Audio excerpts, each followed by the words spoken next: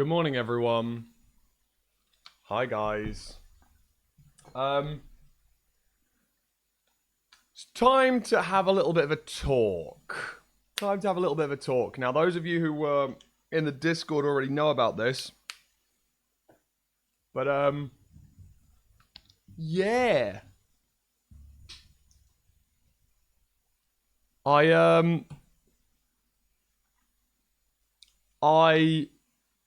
I passed out for the first time ever. Cool story time. It's cool story time. No, in a bad way. Didn't ping the Discord? Oh, I'm a brick, thanks.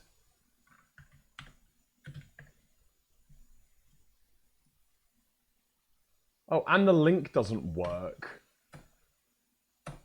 There we go. I'm so stupid. Yeah, so as I said yesterday, I ended stream and said, I'm going to go to the pub with my friends. Went to the pub around about 7 o'clock. I got there, 7:15-ish. And today only, it was actually, I think it might be like 3 days in a row, actually. Fuller's, a brand of pub, were doing 50% off all their drinks for like their 180th anniversary. I'm like, yeah, hell yeah, 50% off my drinks? A pint was £3.60. I'm like, oh my god, this is beautiful. Bear in mind, a pint would be £7.20 normally. That's fucking insane. But £3.60, I will take that any day of the week. So, got myself a pint. Then someone else got a round in. Then I got a round in. Then someone else got a round in. Beautiful. I've had 4 pints. It was 10 o'clock. Everyone was like, all right, I've got to head home. My friend's got work in the morning, blah, blah, blah. Like, head off around about 10 o'clock. So 10 p.m. rolls around. I am heading home. I'm 4 pints deep. I've had 4 pints. Bear in mind, I'm a 6'2" man. I can handle my drink pretty well. I wasn't, like, pissed. I'm not swaying or anything. But, you know, I was a little bit tipsy. I was a little bit merry because I hadn't eaten dinner yet. My plan was go back home and there was lasagna in the fridge ready for me to eat. So I'm like, okay, I'll get home and boom, I'll eat my food. So I'm heading home and I get a text from my mom saying like, oh, when you home, the food's in the fridge for you. I'm like, I'll be home at 10:45. I'll be home at 10:45. And she's like, oh, are you in an Uber? And I went, no, I got the bus. Me being like, I'm not going to spend £8 on an Uber when I can spend £1.50 on a bus and get home. So I get the bus and I walk back home. I've got about 10 minutes to get back and it's a 15-minute walk from the bus stop. And I said 10:45 to my mum. I was like, I really want to get home by 10:45. At this point, I ping the Counter-Strike. I ping my 5-stack on Counter-Strike saying, hey, I'll be home in about 15 minutes. And then on the way home, I'm like, oh, actually, I need to eat. So add another 15 minutes on top of that. And as I'm texting them, I see that the time's 10:43. And I'm like, oh, shit, I've got to be home in 2 minutes. So I start jogging. And I'm a big man. I jog fast, right?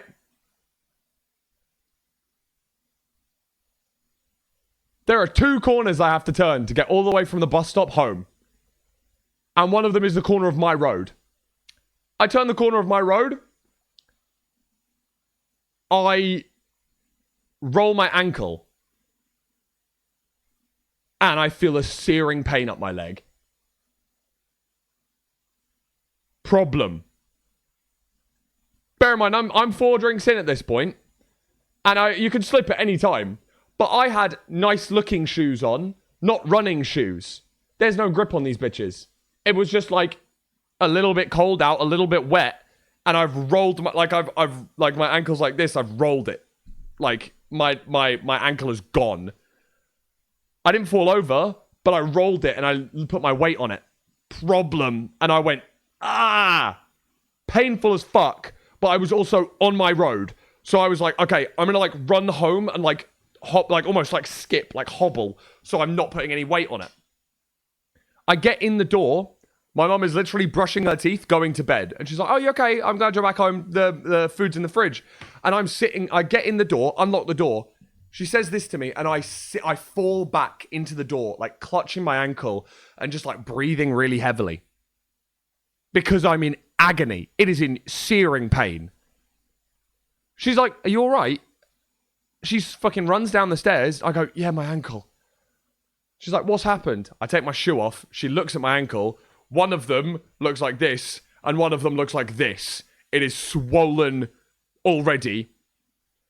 So she's like, okay, fuck's sake. We need to get you some paracetamol. We get some ibuprofen, and then eat, and then go to bed. So I'm hobbling in. She's like, what happened? I'm like, I slipped over on it. I was running.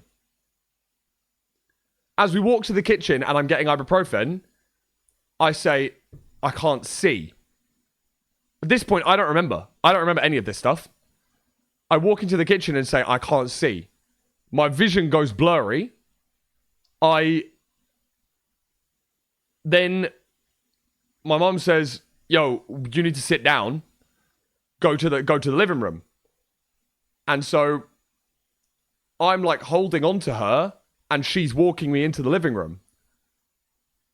While she's walking me into the living room, I pass out. I fully go dead weight on her like this. I'm holding onto her shoulders. And I'm not there. I'm gone.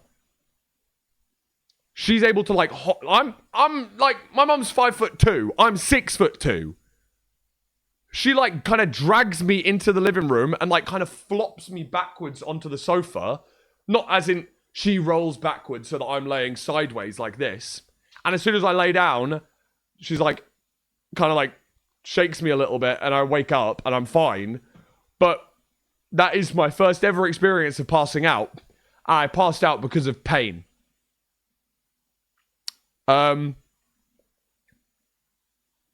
She then heated my dinner, strapped my leg up, gave me like 3 pillows to put under my foot to elevate it. I went to hospital today. It's not broken. It's just sprained. It was just a really bad injury, and likely because of the alcohol and the lack of food, my blood pressure was really low. So when there was pain with that blood pressure, just my body was unregulated, and I just blacked out. But yeah, I've never passed out in my life, and it was not fun. I did not have a good time. I was not good at all. My ankle looks like a tennis ball. It is huge. But the doctor said there's no breaks, no sprains. No torn ligaments, no anything like that. My Achilles tendon is fine. So, I mean, I'm meant to start football on Monday. I'm going back to five-a-side on Monday. Obviously, I can't play football now. Really fucking annoying. But I actually had a similar injury this time last year, where I rolled my ankle playing football. And I didn't get better for about 4 months. So I'm like taking a lot of care with this one. Went straight to hospital, got it checked, got it scanned. No breaks. I'll be making sure to do physio on it every single day. I've actually got my strap here, like resistance band, but it is unironically, it is really scary. It was really fucking scary. So what would I recommend? Don't be a dickhead when you're drunk. That's my plan and my recommendation to everyone. It's not broken. There was no breaks. So, thank God.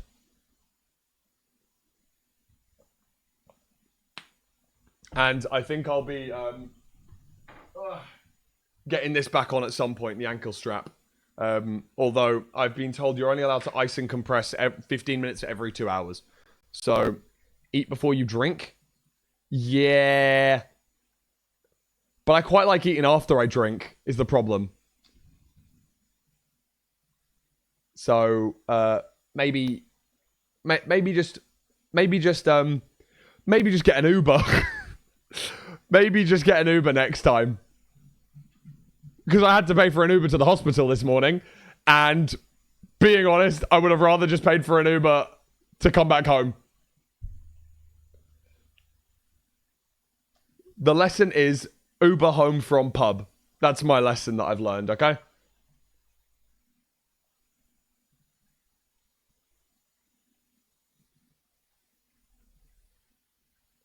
Yeah, or just wear my running shoes. I actually tried to wear fucking fashionable shoes yesterday. What an idiot. What an idiot boy. I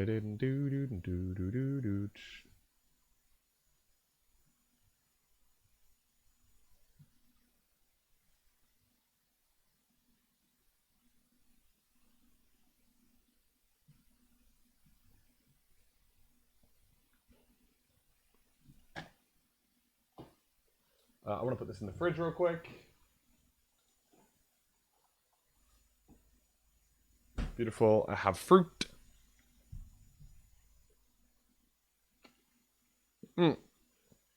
But I went to the hospital and got a Costa, which is quite nice.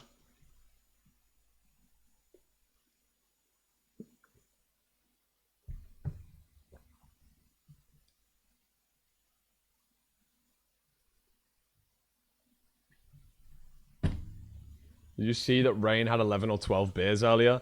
Maybe that's the tech. Maybe I just don't leave the house anymore. Maybe I just get in. Like, honestly, going outside is like injury. Don't want that. Sorry, Water Munch. I was meant to be going to a coffee shop today, but I sprained my ankle and passed out last night. So I had to go to hospital. So I didn't get to therapy dump on you. But hey, I'm okay. It wasn't broken, so that's good. Bro, Rain got my boyfriend drunk on a work night. To be fair, I would have done the same thing. It's okay. It's okay, Water Munch. I'll be all right. But today is part 2 of the Ask Me Anything, There Are No Stupid Questions stream. Because yesterday there were too many questions, I couldn't answer them all. So, maybe so. Maybe so, Water. Maybe we should do that. Oh, let me go check this. Ba-na-na-na.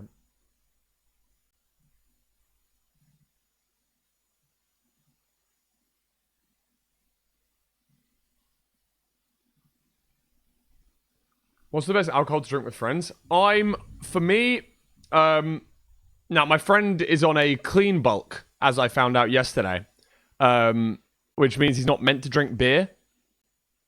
But I just love a beer with my friends.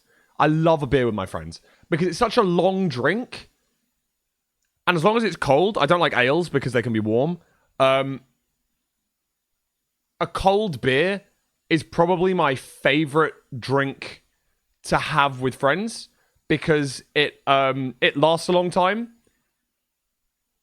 In the same way you can take that as like cider or I guess ale if you're a big fan of that, but it's like a full pint. It's 600 ml basically of liquid. And I'm not even talking about the alcohol content. I'm just saying that as a concept, if I'm sitting here with a friend, I'm going out with a friend, and I'm like, yeah, blah, blah, blah, blah, blah, have a little sip, blah, blah, blah. This is going to last a long time. To be fair, I was out for 3 hours yesterday and sunk 4 pints. Probably could have been a bit slower with that. However, they were half price. So why the fuck would I not? You know what I mean? But I genuinely think that pints are the best thing to do because they're a longer drink. Even if you got like a vodka Coke, that's like a 250 ml, 300 ml drink. That's like half the size of a pint. And if nothing else, it's time spent at the bar. Like, usually pubs are quite busy. You're not going to get seen straight away. And if you're darting in and out every other time, just going like, oh yeah, can I have a vodka Coke? Not only does it cost more, but it means you're away from the conversation, you're away from the friends for longer. I guess you can flip it on its head and go, well, actually, if you're drinking pints, then you need to piss more.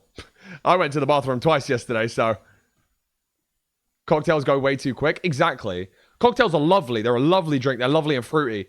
But I'd make them at home more than I'd get them at a bar because they're expensive and they're quick to drink because they taste nice.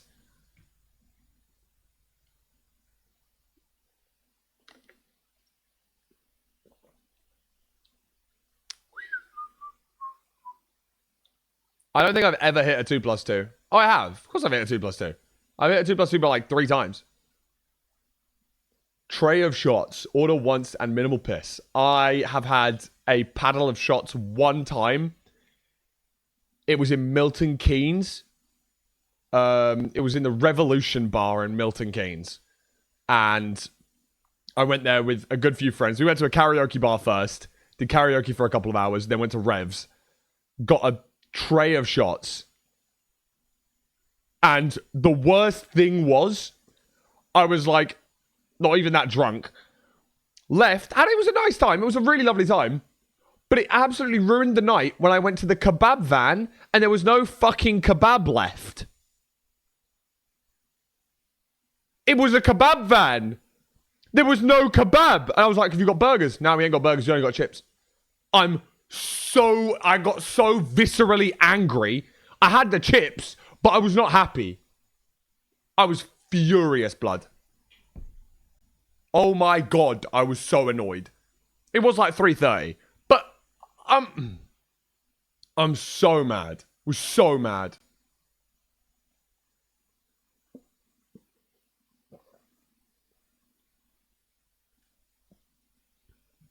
If you get drunk in MK after sundown, there's a 40% chance you just no-clip into the backrooms level 0. Yeah, probably.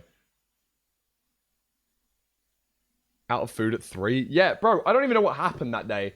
We showed up at like 2 p.m, went straight to Spoons, sunk a couple of pints. It was the day that Fulham drew to United 2-2 at Old Trafford in the Prem 2 seasons ago. It was February. And I was there with Mepsy, mod and friend of the channel. He's a United fan. I'm a Fulham fan. We drew 2-2. Beautiful, beautiful rubbing his face in. Wait, did we win? Did we actually beat them? Did we beat them 2-1? Fulham versus Man U 2024 February? It was 2-1. We beat them 24th of February 2024. Because we were winning, they equalised in the 89th minute, and then we beat them in the 97th. And it was a beautiful day. I didn't want to rub it in too much. But we'd had a few pints. Went to the Easy Hotel, or whatever it was called. EasyJet Hotel. We had a box room, not even a fucking window. Not even a fucking window. Then, this was the infamous night where if Lauren is in the chat at all, she probably isn't. She's at work, I think. She might show up at some point. But me and Mepsy duetted Bruno Mars When I Was Your Man, and it was a little bit too romantic. It was beautiful. I mean, it didn't sound beautiful. We sounded fucking horrible. We were like 8 drinks deep at this point. Because we played laser tag, then we did laser tag, then karaoke, then we went to Revs. And, oh my lord, man. I don't know how A, I wasn't absolutely wasted, but B, I was so mad that there wasn't fucking kebab. I was so mad. That's the one thing I remember. I don't even remember really the club. I left, I was like, oh my god, I could really do with a kebab right now. No kebab! I was so sad. That was genuinely the most upset. Oh, horrid day, horrid day. Anyway, ask me anything. Ask me anything. There's no such thing as a stupid question today. No such thing as a stupid question.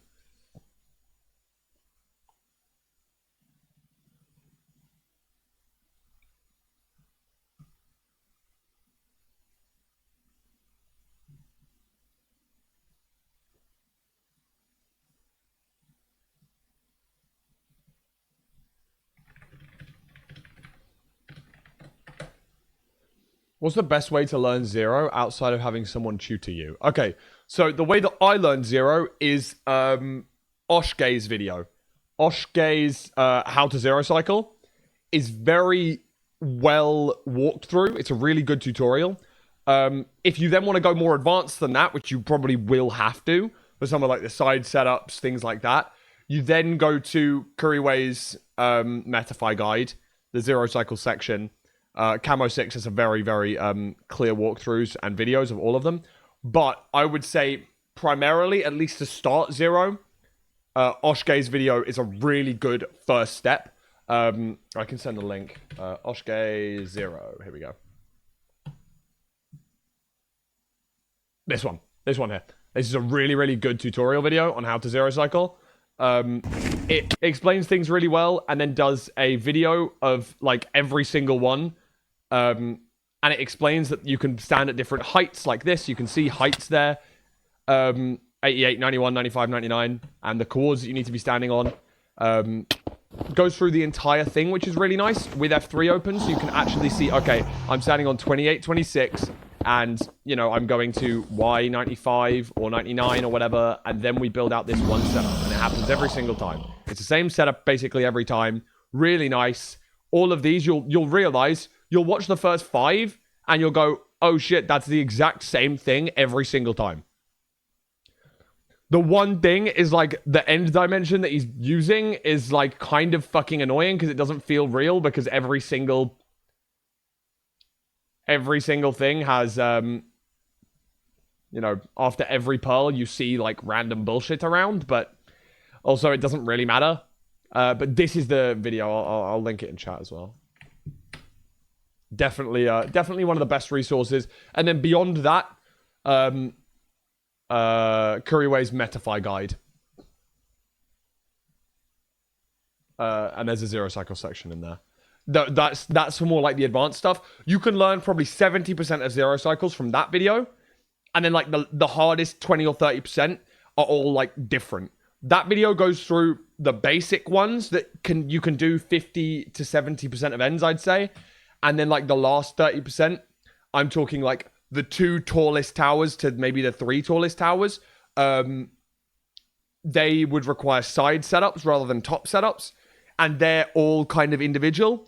So you should learn those from the Kuriway Metafy guide. I've been wondering, is it better to look at the numbers when pie charting instead of the actual pie chart visual itself? If you are a top level runner, yes. Every PC specs have different numbers. So based on your graphics card, CPU, etc., you'll have different numbers and different spike values, especially for preemptive. That's very particular. Like, you can actually remember the numbers, and that's how we did it at the start. It's boiled down to now go to big orange. But yeah, there are multiple setups that are very specific and number-based. And like, there are lots of different ways you can preemptive. However, some people know the exact numbers for, oh, that's a spider spawner probably, or that's a silverfish spawner, or that's actually a spawner and then a chest behind it. Oh, that's actually a chest in front of the spawner, and then the spawner, and then there's a library as well. Like, you can dictate that from the numbers, not as well as you can with the spikes. Do you need third-party software to speedrun? Like, do I need Ninja BrainBot to start trying? No. The best way to set up what I would recommend doing, Water, is going to mcsrranked.com, go to download, and you can use multi-MC or Prism. Prism Launcher works the exact same. Add instance, import from zip, and what you do, normal pack, go for the very basic stuff. Click this, it copies a link, and when you go to your multi-MC or Prism, it looks the exact same. Add instance, import from zip, and paste this in. You don't download anything. Bear in mind, if you click this, it copies a link. Then you input it here. You click OK. It downloads all the mods you need, downloads all of that stuff. And that is basically perfect. The one other thing that I would recommend you do to set up this. So this was what it would download. It would download. Actually, I'll do it. Why not? Add instance, import from zip. This is exactly what it would do. Okay. Open this. It downloads all the mods for you. And it puts it into a nice instance. And hopefully it'll show up in just a second. Here you go. And this is done. It has all of the mods that you need. Those are performance mods. All of those are in there. The one thing I'd recommend, go to version. Don't go to version, go to settings. And then make sure your Java installation is not default. Because if this is the default version, I'll click auto detect. You might have version 1.8. That is 10 years old. But Minecraft auto downloads that for version 1.16, which is what we play on. Because it's older, it uses an older version of Java. What I would recommend, download Java from the Java website. Either use 17 or 21 or anything that's like higher than Java 8. Because Java 8 is from 2014. At least one of the newer ones. It will make your game run so much faster. It's one small bit of help. You don't need Ninja BrainBot. You don't need Jingle. The setup for that stuff is a little bit more complex, but it's not that bad. Especially if you just want to use Ninja Brain Bot as a rough calculator, it's very easy to set up. It's when you start doing things like the boat eye, where you're doing the pixel perfect stuff, that starts to get a little bit more difficult. You can set Ninja Brain Bot up by downloading Ninja Brain Bot and opening Ninja Brain Bot. You don't need anything else. All I would recommend is when you measure, you look at an eye, and remember, you want to try and line up your eye to look like this.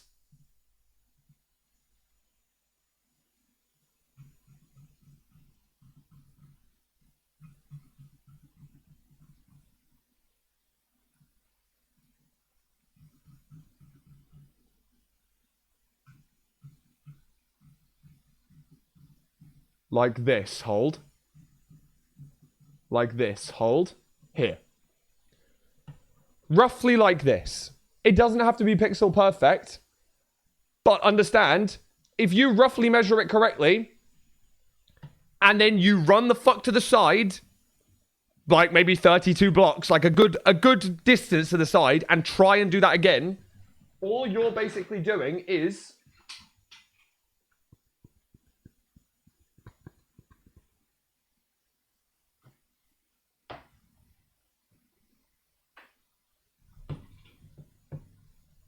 so let's say you're standing here and your eye points in this direction, okay? Right? You're roughly correct, but you might be wrong by a couple of pixels. Not a big problem. What you need to do, run adjacent to it, probably like this, run adjacent to where the eye goes. Wait, no. Sorry, adjacent isn't the right word that I'm looking for. Tangentially to the eye, apologies. Try and make it around about 90 degrees there. That would be ideal.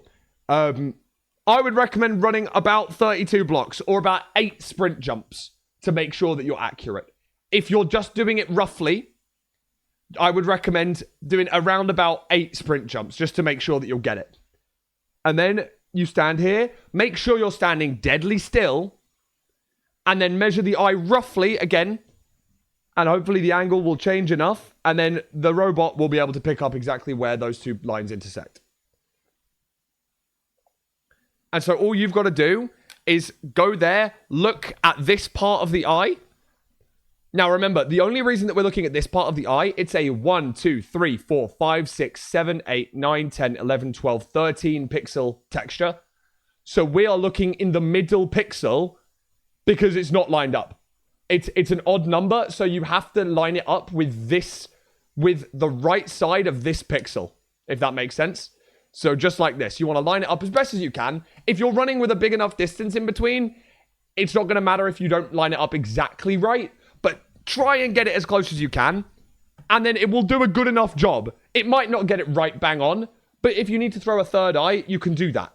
You know what I mean? Just as a very, very basic thing, if you're just starting out, that's what I'd recommend, because it will get you there in like 3 eye throws, and you'll be pretty happy.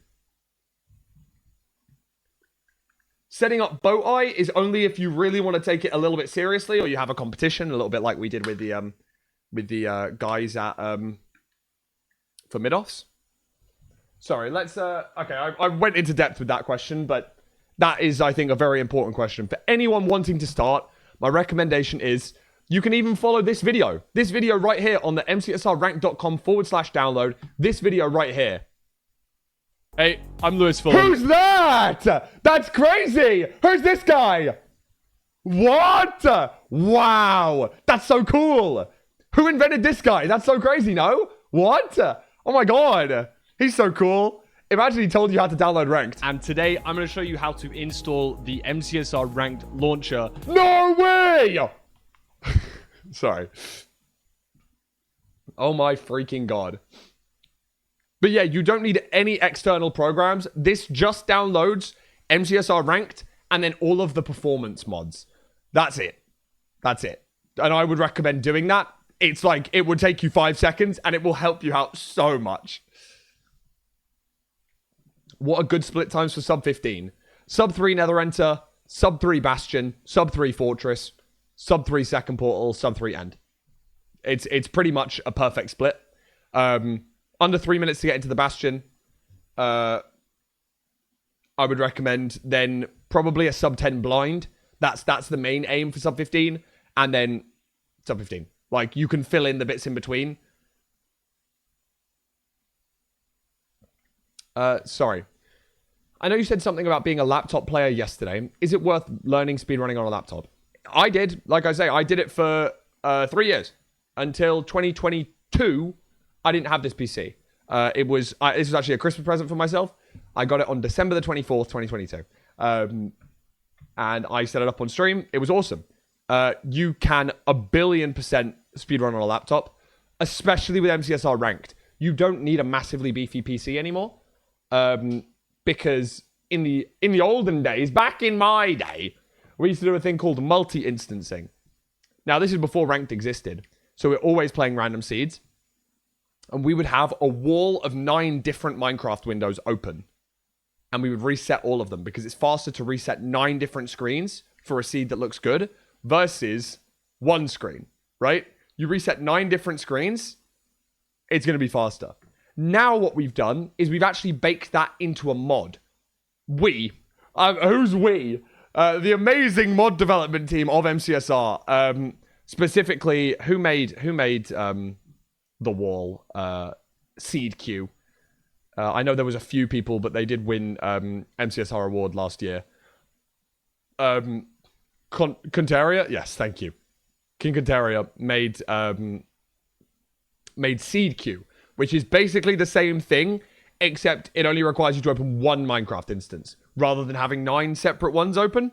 And you can alter how many Minecraft screens you can see on that screen. It's awesome. But now, the majority of people don't even do that.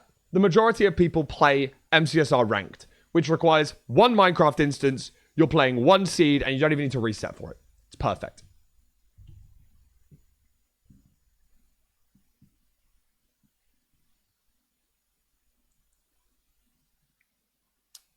Crazy guy, I agree. I would say, wait, when you say laptop, do we still need to get a mouse? No, don't play with a trackpad. Respectfully, you can use an office mouse, man. It doesn't need to be fancy with all the buttons and the DPI toggles. Don't use a trackpad. Don't be Flaxy B. No, let's not. Yeah, we're not making another Flaxy B though, okay? Yes. Watermunch, if you were if you were in mid-offs, I would teach you the intermediate strategies of all of the on the Curryway guide. It's really thorough, it's really extensive, but you'll notice a lot of the stuff is overlapping or that you can skip it. What does DPI do in speedrunning? It just changes your sensitivity.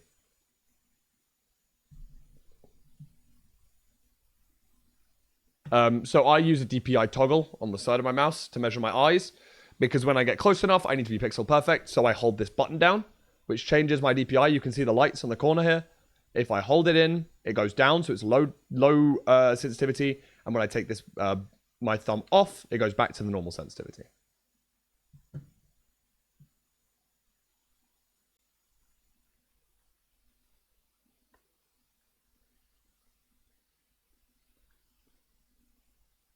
Is it necessary to have a premium account on Minecraft? Yeah, we don't take cracked Minecraft accounts on the MCSI ranks.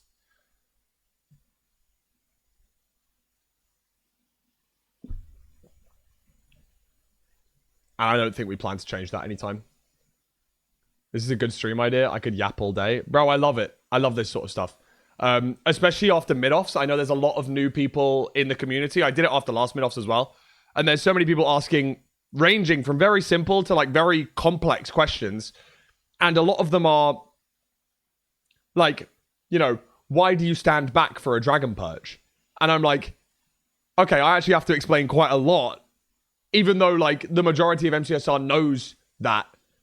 The majority of MCSR might not know why. You just know that it's like, yeah, no, you have to stand back. It's like, why is that? And I'm like, I'm pulling up like 4-year-old T-Wag videos that have graphs and things like that, perch chance. Hi, Fulham, in my preemptive, it doesn't show spikes like 99% of the time. What's the reason and what should I do to fix it? Are you on the right settings? Like 30 FOV, 8 render distance, 50 entity distance? If not, that'll be a reason. And maybe it might just be a bad stronghold. Alternatively, you could be on a different graphics card and CPU to a lot of people, and your preemptive spikes will be different to everyone else's. Spikes are unique to your setup, hence you kind of need to know based on your own setup. So what I would recommend doing, go into a creative world, put yourself in a stronghold, find where the portal room is, and then scan from starter staircase and kind of like track that up and go, oh, okay, I see the difference now. That's what a spike looks like for me. And do that 5 or 10 times, because you can get different spikes.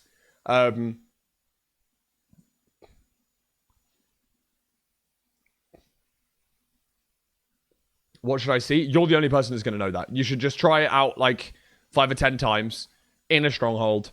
You like fly around, find where the portal room is, go, okay, I know it's in, I know it's east. So I'm going to scan front, and then I'm going to scan east, and it's like, okay, what's the difference? What's the change? That's the change I'm looking for. That's what my difference is. It might be tiny. It might be minute. Maybe you've got like a fucking Threadripper or something, and maybe it's not going to change your graphic settings hardly at all. But that's what you need to notice. That's all we do. How do you do preemptive after mobs start spawning? Because I swear if I don't hit this spike immediately, it's GG's. It's really hard. It's hard, and entities mess up your preemptive a lot.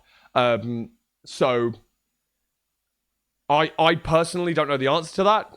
But I would recommend just like try it again in creative with a couple of different entities and things like that. But what I recommend is if you really want to get into the weeds of preemptive and learn more, you can do things like wiggle and stuff like that. The Mibi technique and stuff. I think Mibi has a really good video about preemptive, so you can search it up on YouTube. Is it possible to toggle DPI with a normal mouse? Yeah, probably. Like, it just depends on what mouse you've got. Like, my mouse comes with mouse software, but most mouses these days have a DPI toggle in the middle. My one has a... Logitech have an option to do a DPI switch, which is what I do, which is when you hold it. But if not, you could always just set up 2 separate DPIs on most mice. On most mice that have, like, a brand name to it. And then just tap it once to go down, and then tap it again to go back to what it usually is. Do you play on 1920 by 1080? Yeah, I do. I don't have a 4K monitor or anything. If you have a village spawn that doesn't have iron in the blacksmith, but does have 9 obsidian, how do you start on that seed? That is something that ranked filters for, so you can have that. The way you do that is kill the golem, get a bucket, get a flint and steel, take a lava from the blacksmith, and make a portal. You only need 1 lava from the middle blacksmith. And then use the other 9 obsidian to make 10, and then use a flint and steel. You would be entering with no iron pickaxe, which kind of sucks. But there's guaranteed to be 3 iron in a bastion chest, so...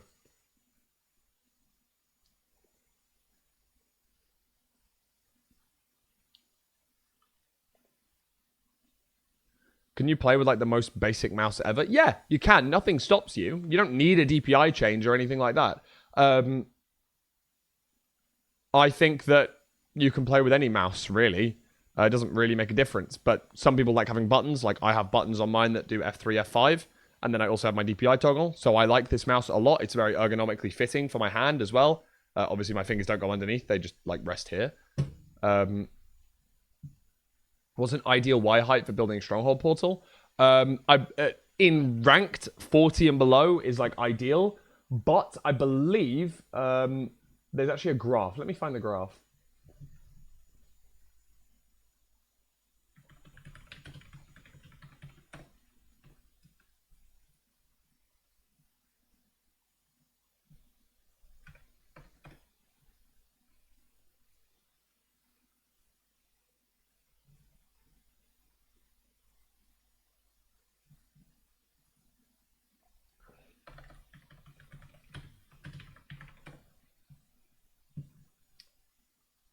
Dude, I don't know where the graph is.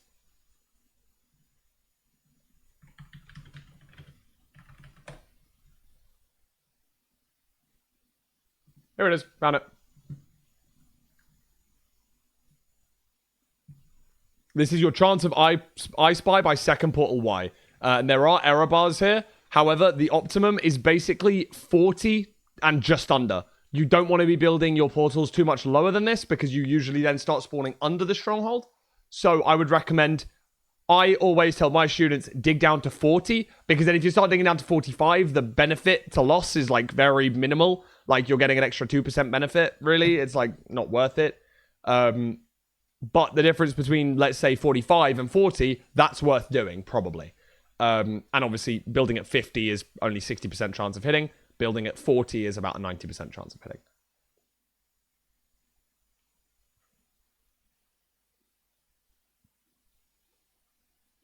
Is there a reason raw input wouldn't show up in settings? Yeah, Mac doesn't have raw input. Raw input is always on for you, found, if you're using a Mac. So if you're using Jingle and you turn on the setting that goes, you can turn on this setting. AHK, Jingle. You can go to Script, Customize. You can turn this on. Change cursor speed to 1 when measuring.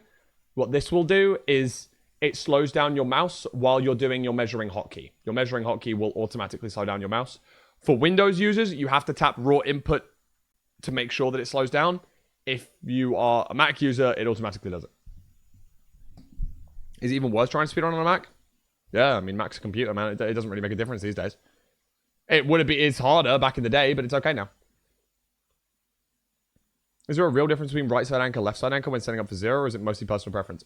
I think it does alter damage. I think you want to usually have your stuff away from the crystal.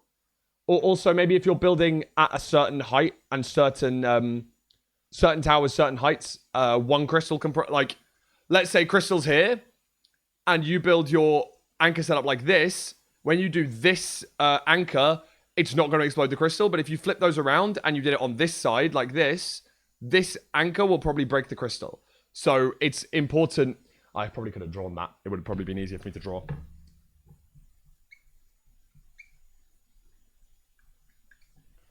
If you set up your anchor like this anchor won't break crystal. But if you set up your anchors like this, for certain heights and certain towers, this one could break the crystal, which is probably bad.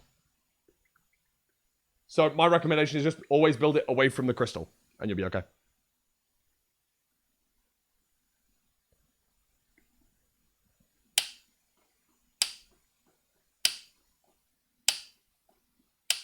Can you lower your sense to not need to put off the raw input? No, if you lower your sensitivity, it's going to mess up your bow eye. Because the whole point of bow eye is that you have a specific sensitivity in-game that allows every single... when you move your mouse, it to align with the pixels in the game. You're basically making your sensitivity like a perfect divisible number of the number of pixels on your screen. So that means that every time you move your mouse a certain distance... you're trying to make sure that it lands on a perfect pixel rather than in between pixels. If you don't do bow eye, you don't need to remove your sensitivity at all.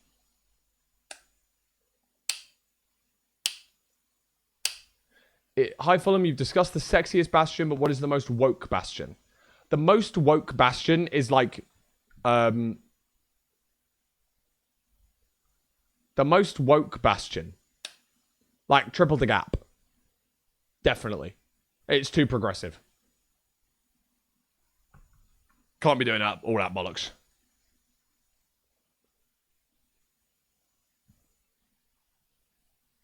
Okay, it's a bastion route. I apologize. Surely housing? No, housing's been the same since 2012, bro. Nothing has changed in housing. Triple the Gap's a new progressive route. Yeah, like, Triple the Gap is the Zach Polanski of MCSR Ranked. Very good. Quite consistent. Does really well. I personally really enjoy it. Technologically advanced. And relatively new. However, the Tories don't like it. Housing is like a 60-year-old conservative. Yeah, 100%. Because it's been the same always. Bridge always have new shit going on. Oh, to be fair, Jason route, that is woke. What is the benefits of downside of doing double triple instead of triple to gap? Triple to gap, you trade on average 6 extra gold blocks, and so then that means you likely get your trades pretty much every time. Double triple, on the other hand, you're only trading 8 gold blocks rather than about 14.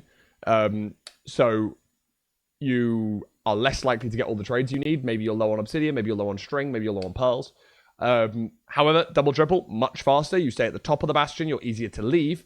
And the root and pigs will be finished quicker. Unlike triple to gap, which might take a little bit longer. So you're basically exchanging consistency for speed.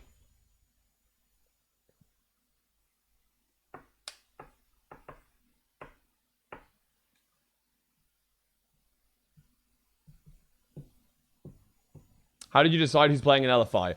I decided, but actually it wasn't really entirely my decision. The production team chose probably 6 of the 8 members, and then there were about 2 left that I chose. But we basically chose people that were able to travel / relatively local, and also people that are top of the game, really. That's about it.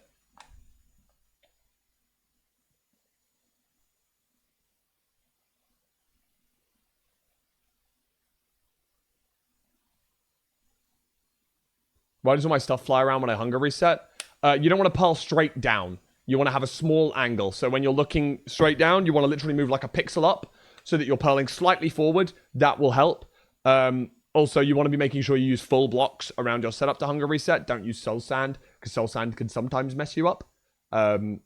Especially if you're pearling onto soul sand, can be a problem. Don't crouch. Yes, good comm. Who are the production members of the MCSR community? Yes, the head of production is Sivianox, who is an MCSR chatter. However, the majority of the production team will not be MCSR. They're going to be people that are on the film and media course at Bournemouth University.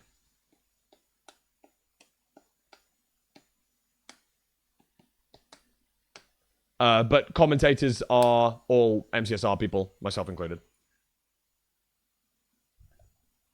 I think we've still got 2 tickets left, bro. I think we've still got 2 tickets left for the Lewis Fulham Invitational. Lewis Fulham Invitational, Eventbrite. And Tubbo. Okay. All right. Tubbo kind of counts as being in the MCSR community. He's done a lot for us. I know he doesn't know much about it, but he tries his best. Oh, yeah. Hello.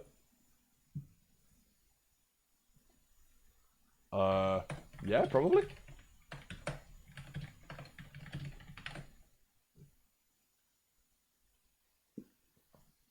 Right, let me check how many tickets we've got left.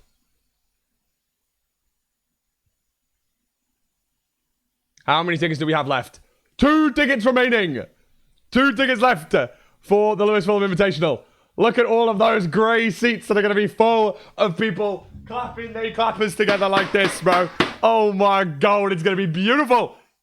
It's going to be stupendous. I'm so excited. I'm so excited. I jokingly looked at flights yesterday. Don't be joking. Just come. Please, Karen. Please. Please. I'm poor. Hey, me too, bro. You know what's really annoying? I had to pay for all of the shirts, all of these, and all of the posters, and I only get ticket payouts after the event. So I am very low in my bank account right now. But once the ticket sales come through afterwards, I'll be okay for Christmas.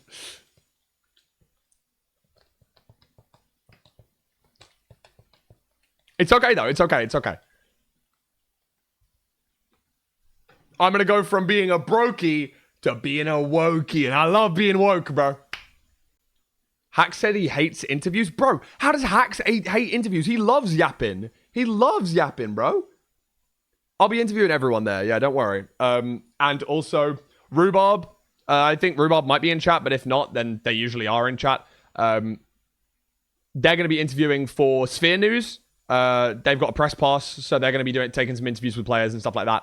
I'm a big fan of the Sphere News team. I think it's really cool that we have like almost like a news outlet for Minecraft as a whole. And they asked if I would be able to let them interview some players, and so they'll be able to have a press pass for that. Will all the runners be there in person? Yeah, it would really suck if I was doing a LAN and no one showed up. Yes, they're going to be here in person with us. So yes, that does mean that 6 of the 8 runners will be Face revealing, basically.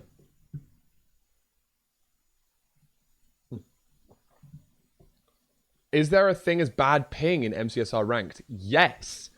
Players have lost to ping. I think that maybe there has been 4 instances of ping losses in the over 2 million ranked matches that we've ever had. But the 4 in 2 million chance is basically nullified given the fact that we're going to be in person on the same network. We haven't done MCSR daily, actually. Hold on, let's do that. MCSR game. Let's do the guess the MCSR runner real quick then. Is Tubbo on here yet? Boo! Let's do tutor rule. Wow, great guess. Beautiful guess, actually. No, really, really good guess. Okay, not in the right continent and we're in Romania, so we're not European. We're not a main ranked player, and we want a higher, so a slower any percent PB. Has had world record, not played in ranked playoffs, or like less than 3 ranked playoffs and less than 2200 ranked elo. So we're talking RSG main and had world record. In my mind, I'm instantly going to something like, I'm going to like Kuriway. I'm going to Kuriway, right? Kuriway is American, different nation, different continent. Main's RSG. Any percent PB is 1051. Has had world record. No ranked playoffs. 1900 peak all-time elo. I think Kuriway works. Kuriway. Unfortunate. It all did work. But, oh my lordy lord. Yeah, I know. Kuriway had world record. That's what we're looking for. Our player has had world record. Not RSG main. And a slower any percent time. What? So they're not RSG. They're not ranked. They're like... It's going to be like Elisaku then. Or Wet Sock Boy. Or Doi Pingu. Doi Pingu has a faster 80% time than that. It's Elisaku. It's got to be Elisaku. No, they're not American. So they're probably Australian or they're probably Aussie. Who the fuck's Aussie and has had AA world record?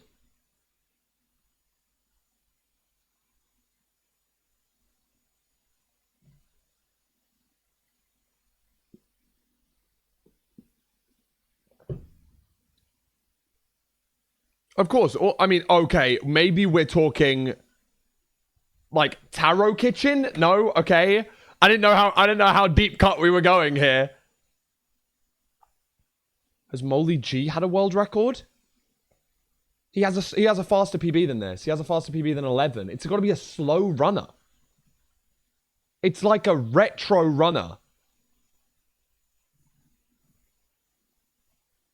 It's a really retro runner. Like, what? Like, it can't be K4. K4's had a higher peak elo than this. T-Wags is American.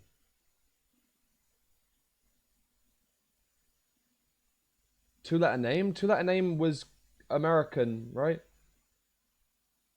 Could it be an SSG main? I mean, hypothetically.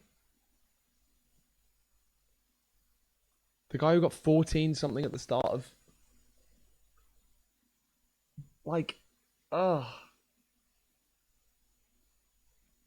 This is stupid. Magnetic maybe? No, because this would be orange.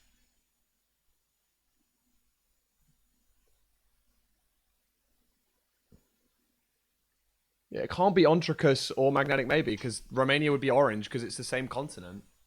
We're not in Europe, we're not in America. So we have to be probably Australia, Asia... Well, it's Australia, Asia, Africa. And I don't know... I don't know. I just don't know. Also, Ontricus would be RSG.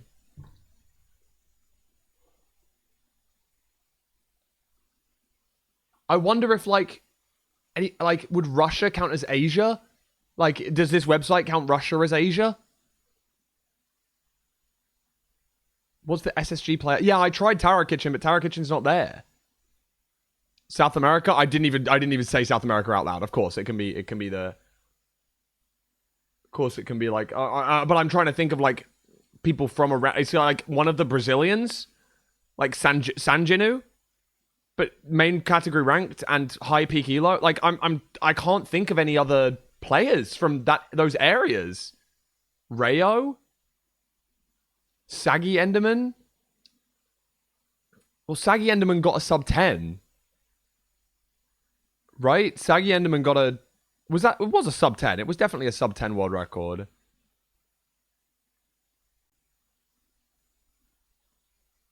And I think they'd count Israel as Europe, right? Probably. Yeah.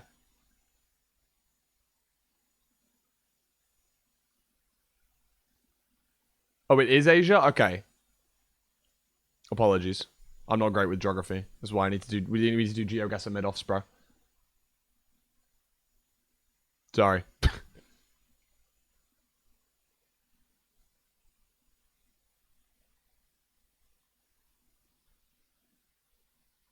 Hanabi? Oh, Hanabi's a great guess.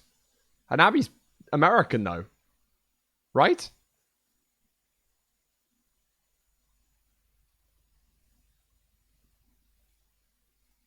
Taiwan on SRC? Oh, okay.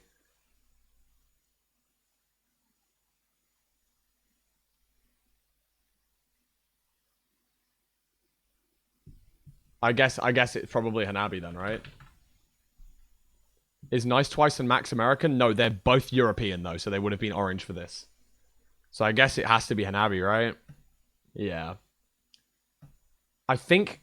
Okay, I mean, I think Hanabi is American, which is why I hadn't really considered this.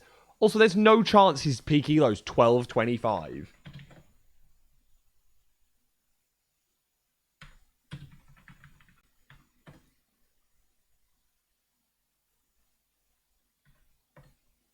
Really? I guess Hanabi just doesn't play ranked. Fair enough. Am I wrong? Does Hanabi live in Taiwan? I would have just assumed American. My fault. My fault. But yeah, parkour main. Yeah, I know that much. Wow, there you go. Played 6 matches of ranked ever. There you go. That's GOAT though. That's GOAT.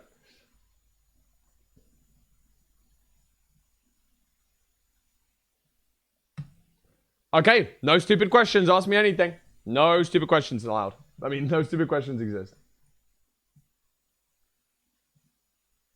Yippee! I will respond to that DM later.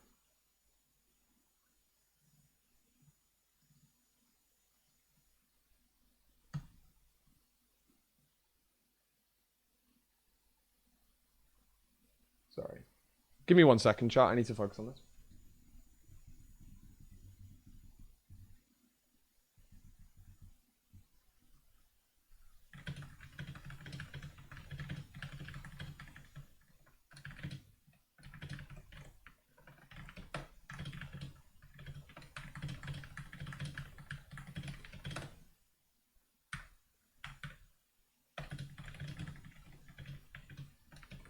Just need to double check that.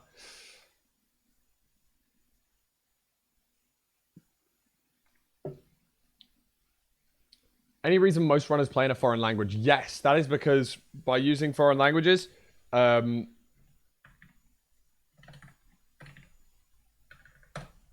can have different search crafts. Now, for this, most things that you're looking to search for are iron ingots, iron axes, buckets, etc., all of this stuff. And this is arguably the most important. Using BezDev's website, you can change the weighting between these. And maybe that means that you particularly find this important and you'd be able to alter things. And based on your weighting, it tells you which language is the best. For this one, Scottish Gaelic looks ideal. Filipino, these sort of things. It's like showing you exactly which crafts you would have. So IA, if you type in IA, it would show you it would show you this stuff. If you type in NT, it would show you your white bed and respawn anchor. As of, if you just search up English, RO is your iron ingot and your iron axe. And white bed is WN and respawn anchor. Such a cool project. I'm sad that this didn't win the project of the year last year because it was up against like so like some insane competition. Like Seed Q just unfortunately had to win, but obviously BezDev did get a nomination for the this website, so I'm glad. Like, I mean, it's just such a tough one to beat, right? Like Seed Q versus search crafting website. You know what I mean?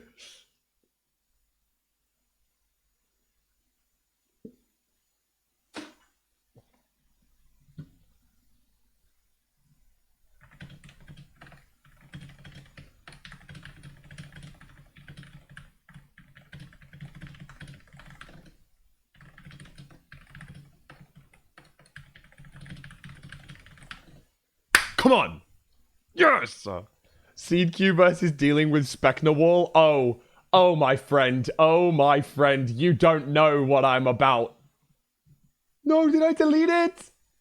Wait, no, it's still here, I think. You don't know. You don't know the struggles, bro.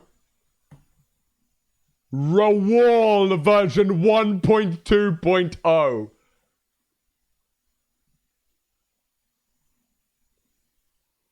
That's what I was on, bro. You wouldn't last a day in the asylum that they raised me, bro. Rawall 1.2. Come on.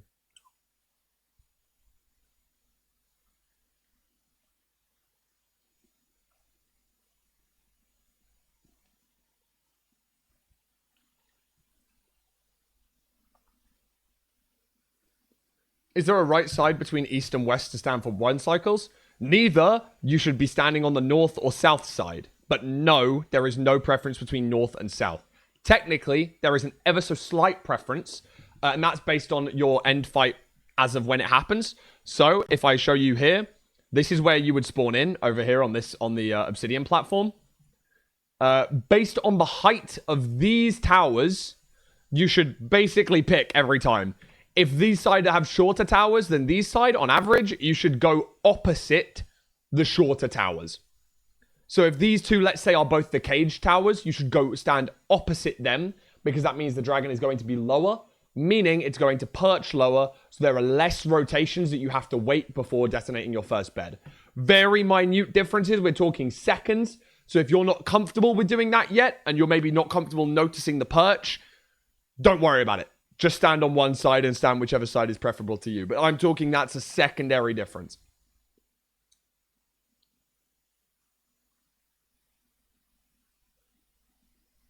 What exactly is Rawall?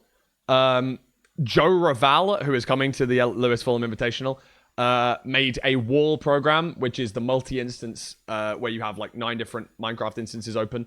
A program that basically helped run that. And it was either Rawall that you used or Specna's wall that you used. I used Rawall because I used it first and I didn't ever want to transition. If you're bad at noticing perch, you can stand near low towers. Yes, exactly. But if you're like trying to really, really push the game, you want to save as many rotations as you can get. So you're talking about saving 1-2 seconds, and that can be a big deal for you. Do you think a MIDOFFS for higher level players that already speedrun could work, as such as getting a sub 15 player to be a sub 10? I mean, that's kind of Chungus Championships that Osh did, except we didn't have coaches. But most of the players went out and got coached by runners, so it sort of was. And I think that was quite entertaining to watch. I really liked it. I don't know about you guys. I don't know if you guys had the chance to watch it, but...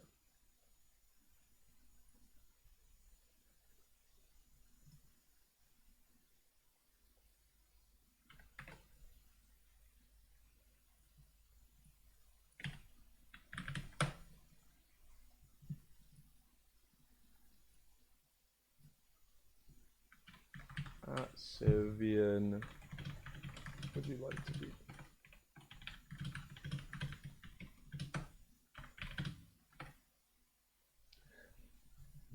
Is there a way to change render distance using F3, F quicker without the initial pause?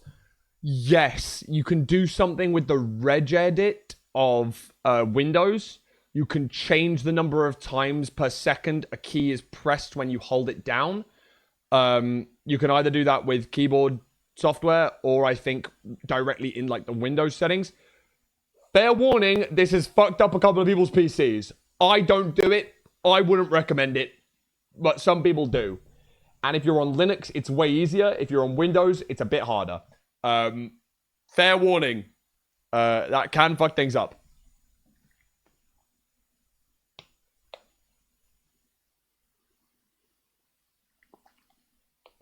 Imagine a mid-offs but a mum-offs where you train your mum to speedrun. I think Camo would win. W Camo's mum, bro. How does it fuck up your PC? I don't know. Mums are great, bro. W mum. Wait, Watermunch is a mum. Yeah, W. Surely Watermunch could be my mum for this tournament, and I can teach Water. What blocks do you place while exploding blaze spawner so spawner doesn't explode? Anything hard, meaning not dirt, not sandstone, not gravel, not soul sand.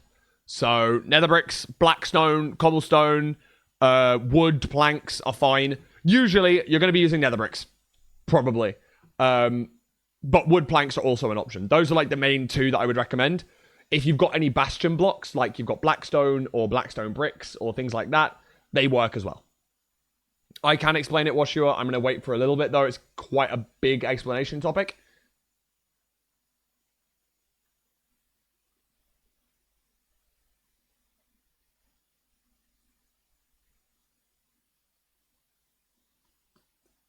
There should be a tournament with people like Jumper, Johnny, Sleepy, Masayoshi.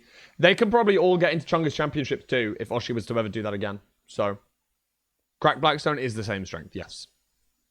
Can you explain how God Sense works? Yes. That will go into the boat eye explanation very shortly. Not perfectly. I definitely can't explain it to like a massive amount of detail, but I'll try and dull it down relatively and explain it as much as I can.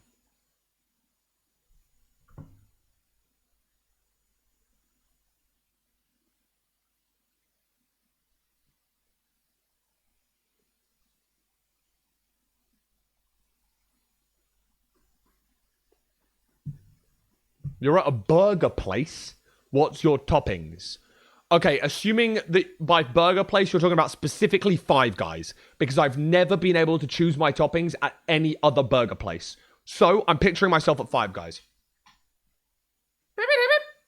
No, that's a McDonald's ring. But yeah. So what's your order? Yeah, can I get a hamburger, bacon, mushrooms, lettuce, tomato, fried onions, burger sauce, please. Thank you.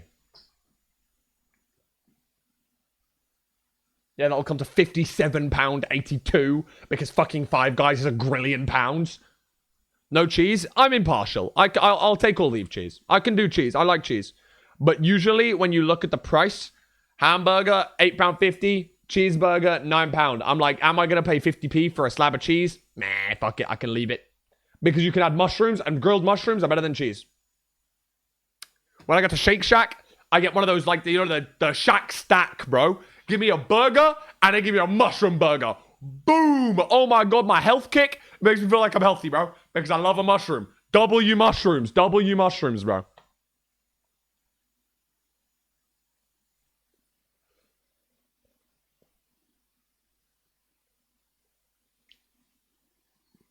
My brick for wanting to stick with RSG until I get sub-30s consistently before playing ranked because I feel like it would be wasting other people's time. Hell no! Whole point of ranked is that you're going to get matched up against someone who's a similar skill level to you. So don't stress. Play ranked. If you want to play RSG, play RSG. But if you're playing RSG to play ranked, just play ranked. Thoughts on oyster mushrooms? Yeah, they're cool. Don't worry, the allegations are yaoi. Don't worry. It's not a... It's nothing too bad. What's my engineering degree? It's general engineering. I just have a degree in engineering science, but I specialize in information and electronics. Absolutely nothing to do with mum-offs, no. How do players get sub 2 bastions when I do the exact same thing and get 2-minute, 30 to 4-minute bastion splits? Consistency and lots of practice. That is literally it. To get from like 2 minutes down to like 1:30, it's the hardest. It's really, really hard. But you can get down from 4 minutes down to 2 minutes pretty reasonably. Just like faster block switching, faster mechanical like stuff. It's just going to be an experience thing mostly. Can anyone play MCSR ranked, or are there requirements? Can you just play for fun with no intention to be very competitive or good at it? Yeah, of course. The implication is that if you're playing ranked mode, you're trying to beat the game. You're probably not going to try and do a 9G where you're trying to, spawn the Wither or something stupid like that. But technically, nothing's really stopping you. And there is casual mode if you want to play casual. Casual mode is there for a reason. If you want to play because you want to play, then casual mode is there on ranked. You don't have to queue up ranked mode.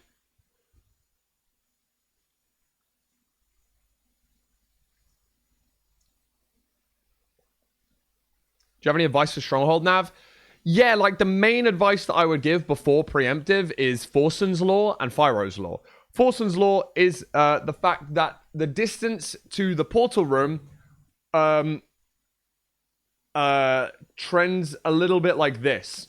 So the number of rooms from start to staircase has a peak that's around about 7 rooms away. That's usually where you want to stop looking, because that's where the fall off really starts. I don't actually think there's a peak here. I think it might be like just like that the whole time. I'm not exactly sure. But basically, the rough rule of thumb, when you're 7 rooms away from start to staircase, the likelihood of the portal room being there is small. So you want to kind of give a poke in this direction, and then it's like, okay, now I've gone quite a deep way. Let's double back. I'll try this direction, and then I'll try this direction, and then we'll come back. We'll try this direction. You don't want to be you want to be like a really inefficient sorting algorithm that that the portal room is roughly going to be at most 7 rooms away. That's like optimal. And then Fyro's Law, which is the fact that portal rooms are going to be portal rooms are generated over cave air. So, for example, when you generate a stronghold in Minecraft, it generates a stronghold, and then it'll generate ravines around it and caves, and they will cut through the stronghold. That's why when you find a messed up stronghold and you see a ravine inside the stronghold, there's nothing there. There's no path across the ravine like there would be for something like a mine shaft. Because a mine shaft has those wooden paths that go across the ravines. Not the same with strongholds. Strongholds get cut by the cave air. However, they don't cut portal rooms. So if you're in a ravine and you see a jut out of perfect, like a box in the middle of a ravine, then that's the portal room. And it's called Fyro's Law because the speedrunner Fyro came up with this idea, noticed it, and coined the term. So that is pretty cool.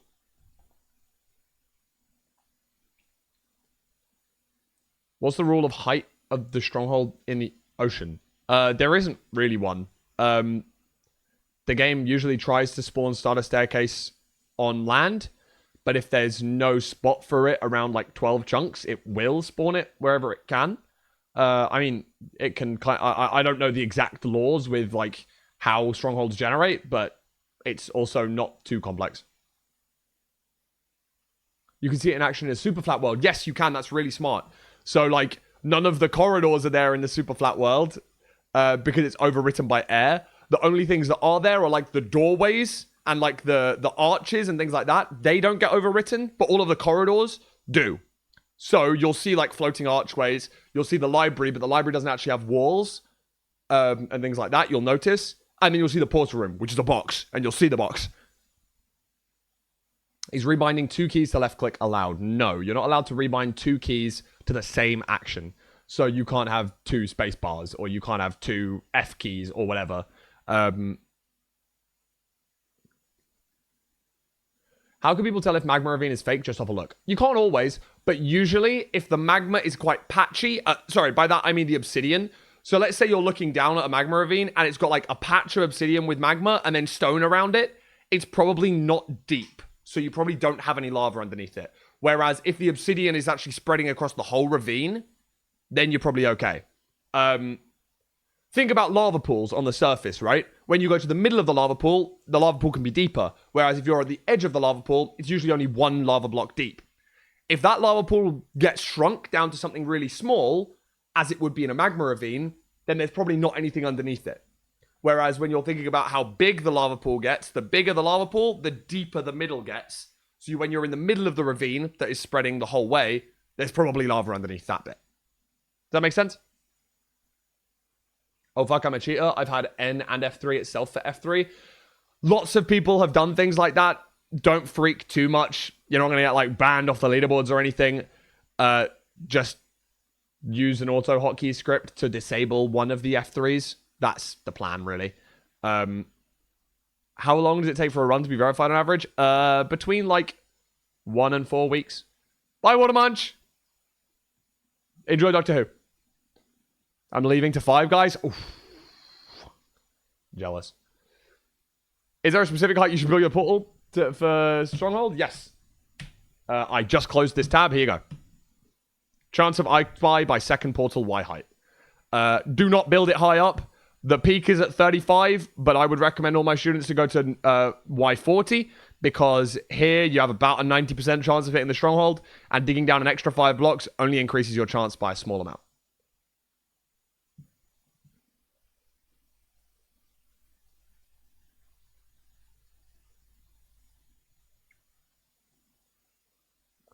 As a new runner who's practiced everything but hasn't put anything together, would you recommend playing ranked private rooms or just going into ranked? Personally, I like playing ranked private rooms to get better because on the ladder, lots of people forfeit. And that means that you don't always get practice for the whole run, especially when you're just starting out. It's nice to get practice for the entire run the entire way through. So for me, I like ranked private rooms. However, everyone's different. If you want to play ranked private rooms or you want to play ranked ladder, both are pretty good.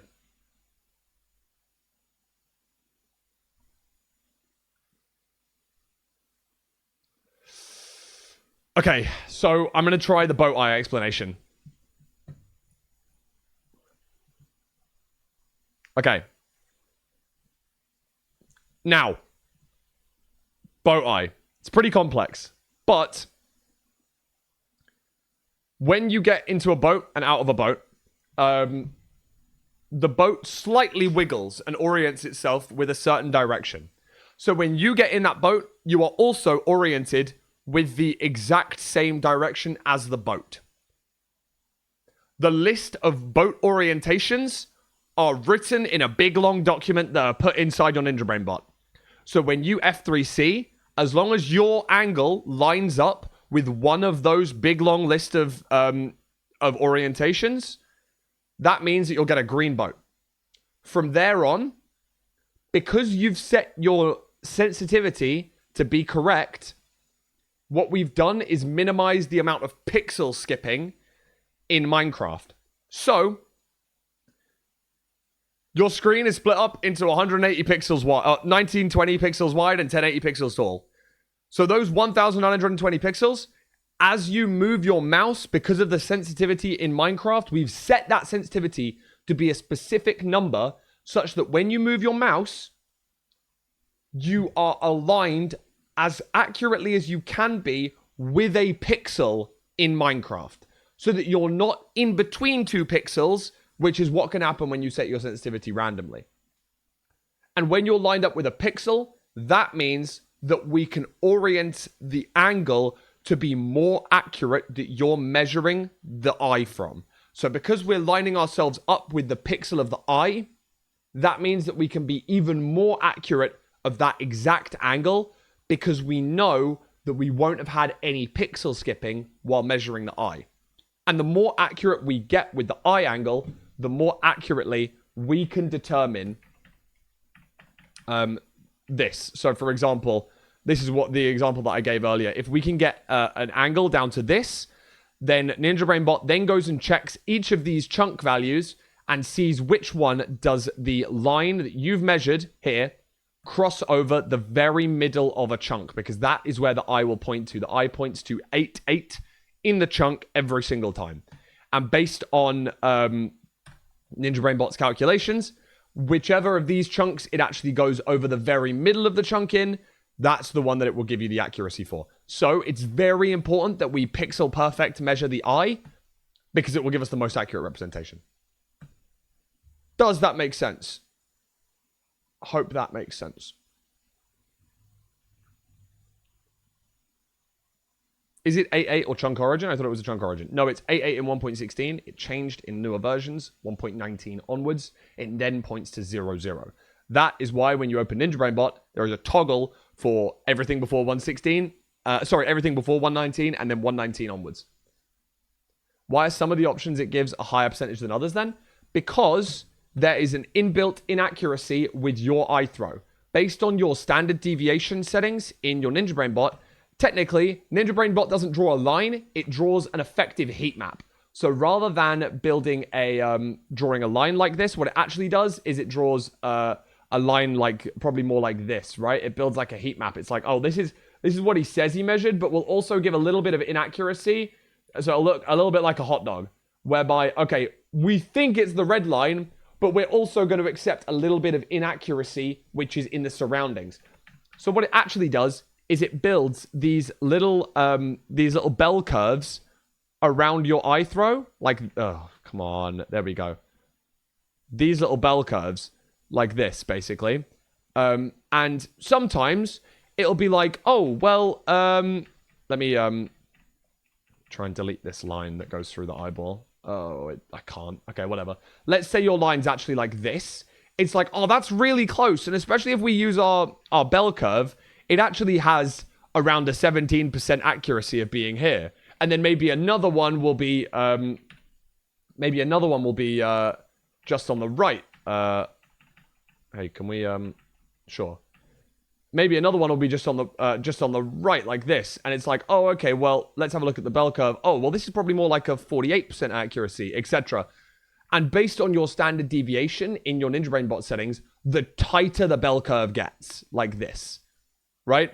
Basically, the tighter this bell curve gets. Obviously, it doesn't actually end up looking like this. But as your standard deviation decreases, if I just show you what a bell curve looks like, or a normal graph,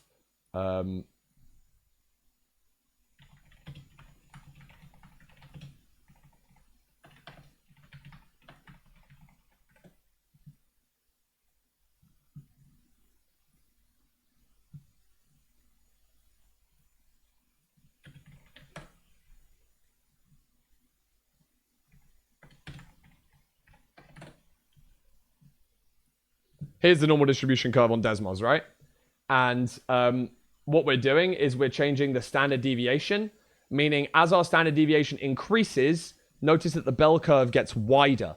But if we shrink our standard deviation in our settings, it means that it thinks that you're getting more and more and more accurate. You see how the weight goes thinner and thinner and thinner?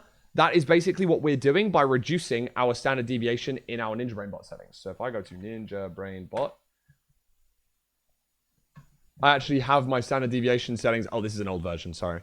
Our standard deviation for boat throws is 0.00007. Basically meaning that my accuracy is going to look...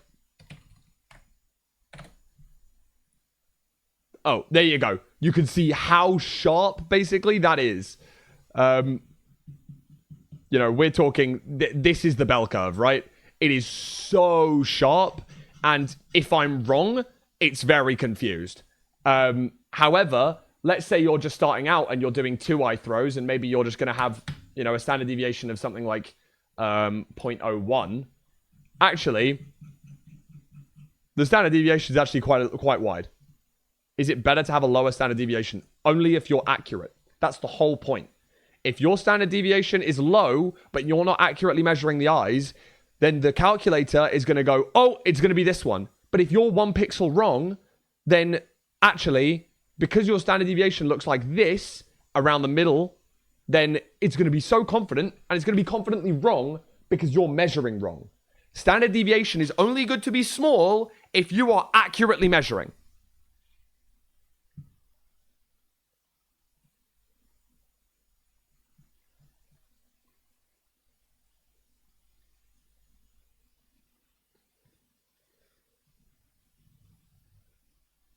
What's the minimum accuracy I'd run on? Personally, I'll take anything over like 80%. Like 86 or something like that is good.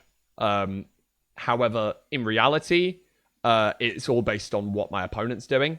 If I'm behind, I'll likely send an 80%. If I'm like ahead by quite a way, then maybe I'd want to throw another one there. But if I'm in the 90s, I'm probably quite confident. Why does Curry stand in the corner of the chunks? it's basically because axis calculated allows you to use the chunk border lines a lot more accurately if you're standing on the corner of a chunk. Why don't you need to get into a boat when using God Sense? So, because I said earlier about boats aligning you with a certain value so that it reduces the pixel skipping, God Sense is like one of 12 or 15 different sensitivities that basically are perfectly aligned with pixels throughout the run, meaning that you can do effectively around 50 to 100 360s throughout the run and still be aligned with the pixels without needing to boat eye. So, when you get into the boat, it aligns you with a certain thing, and with the majority of sensitivities, you can stay accurate to pixels for about like 1 or 2 360 spins.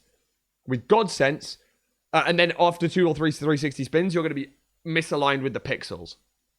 However, with God Sense, on those specific sensitivities, they're perfectly divisible by the number of pixels on your screen or whatever, meaning that, long story short, you are always aligned with a pixel to about 100 360s.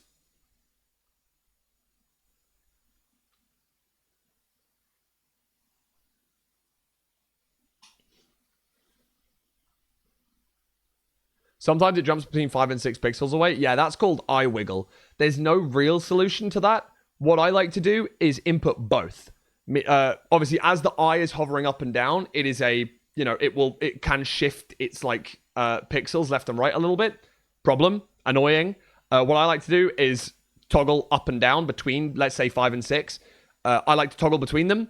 If it's the same location, that's usually a good sign. If it's not the same location, throw a second eye. That's all I can recommend.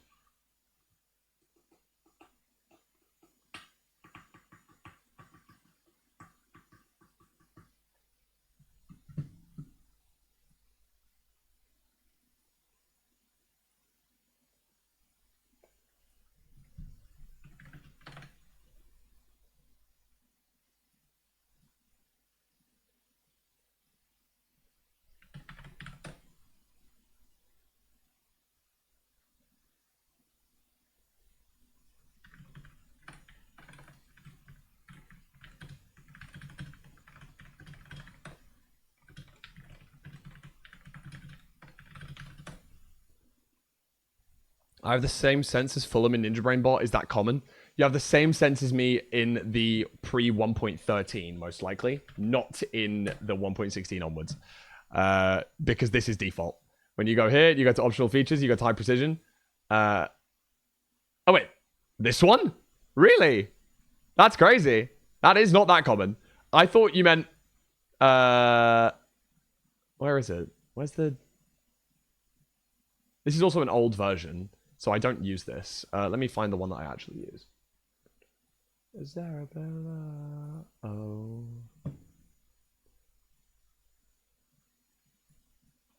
Yeah, this one is probably the same. Oh, wait. No, this one is probably the same. There's no way this is the same. Really? That's actually crazy. I guess there are a limited number of ones that you can use. And if you use, like, a similar sense to me, then I guess it would work if you use the Priffin calculator. So...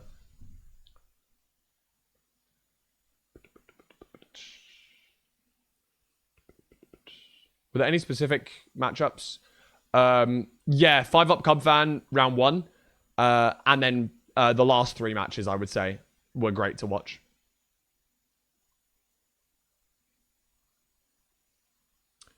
When doing boat eye, you need to throw a second eye, do you go in another boat? Personally, I do, because it stops me from moving. But no, I would recommend not doing that.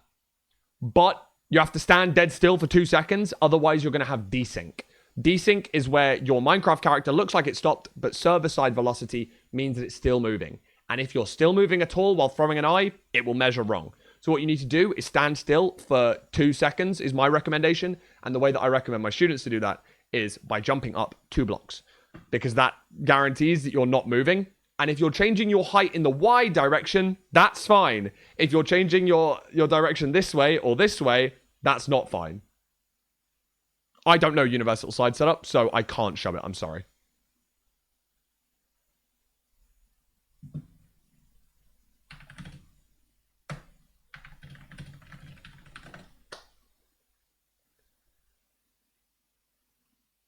I know strongholds can generate at any Y level. Is it less common to get a bedrock level generation compared to normal ones? Yeah, probably. I'd presume so. They probably have like again, there's probably a distribution similar to this, right? If this is your chance of I Spy by second portal Y, the Y value that you're using in the Nether is probably similar to the Y value of the stronghold in the overworld. So there's probably like, I don't know, it might be slightly flatter, but I presume that there's a peak around about the Y40 level. From your experience with the Valorant Tubbo bootcamp, who's your who's your favorite agent? The French guy with the sniper. That's who I would use because I play AWP in CS. So, how many beers do you drink on your average night out? Well, I had 4 yesterday. I think that's pretty normal. Chamber? Yeah, okay, that's that guy.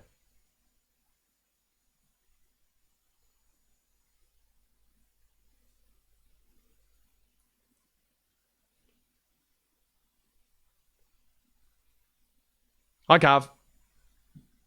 Drink is such a good emote. Yeah, it is. I still think it was clip farming. I think he did it on purpose. Oh, hi, Kai. Valorant? Maybe there is such a thing as a stupid question. True. Hey, Layla. It's not broken. I don't know if you saw. My ankle's not broken, though. So, W's. I got my x-ray results. I'm actually okay.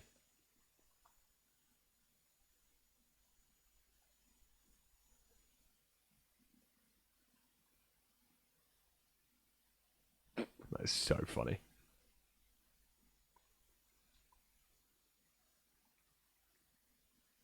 Any advice on the fortress split?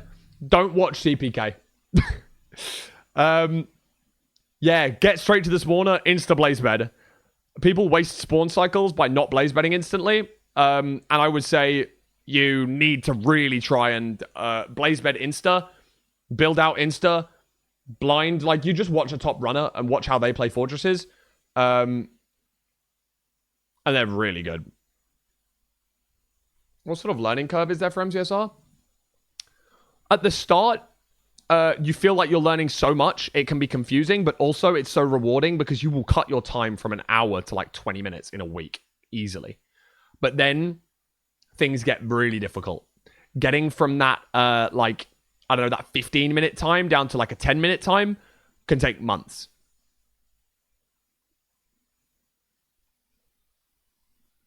I almost never blaze bed because I want a 0. Well, that's stupid. Respectfully. A 0 takes a 1-minute end fight, and if you're standing north-south, not even half bow, the average is a 2-minute end fight. So you're saving 1 minute in the end. Not even if you're using 10 beds. You're saving on average like 45 seconds to stop yourself from to not blaze bed. Blaze bedding is way more important than 0 cycling.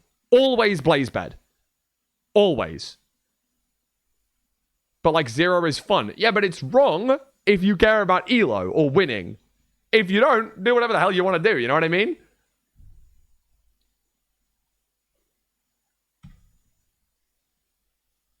Wait. Oh, I never asked. Oh. Nah, you're fine. I'll let you know though. Nod.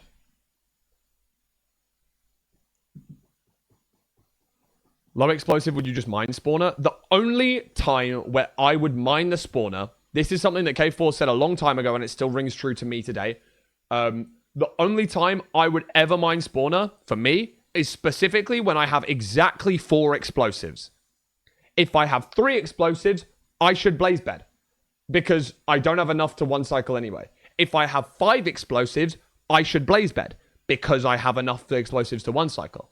If I have 3 explosives, I need to get some more glowstone anyway. Or I need to get some more string or wool or whatever. So it doesn't make a difference. I should be blaze bedding. If I have exactly 4 explosives, is the only time I would choose not to blaze bed. Because, and even then I would think about it. Oh my god, how did I miss that? Pink Roses, thank you for the 430 watch streak. Bombo. Like, I am consistent. Like, I don't feel worried about 4-bedding in a run now. Like, 4-bed axe, obviously. But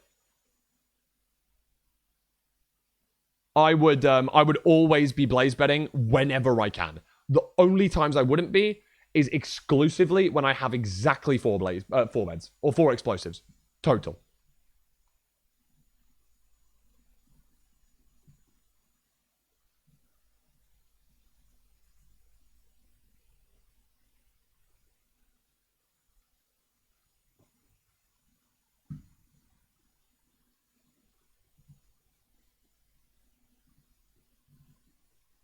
If you have a double spawner, would you still blaze bed? Yeah, usually.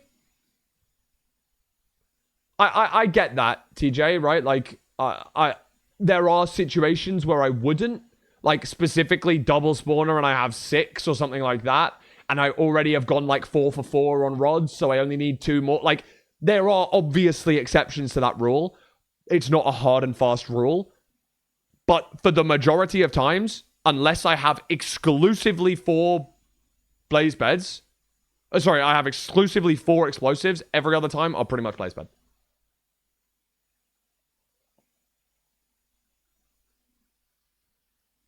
Very new to MCSR. After setting up the rank client and all settings, would you recommend just separately doing Overworlds, Bastions, End first?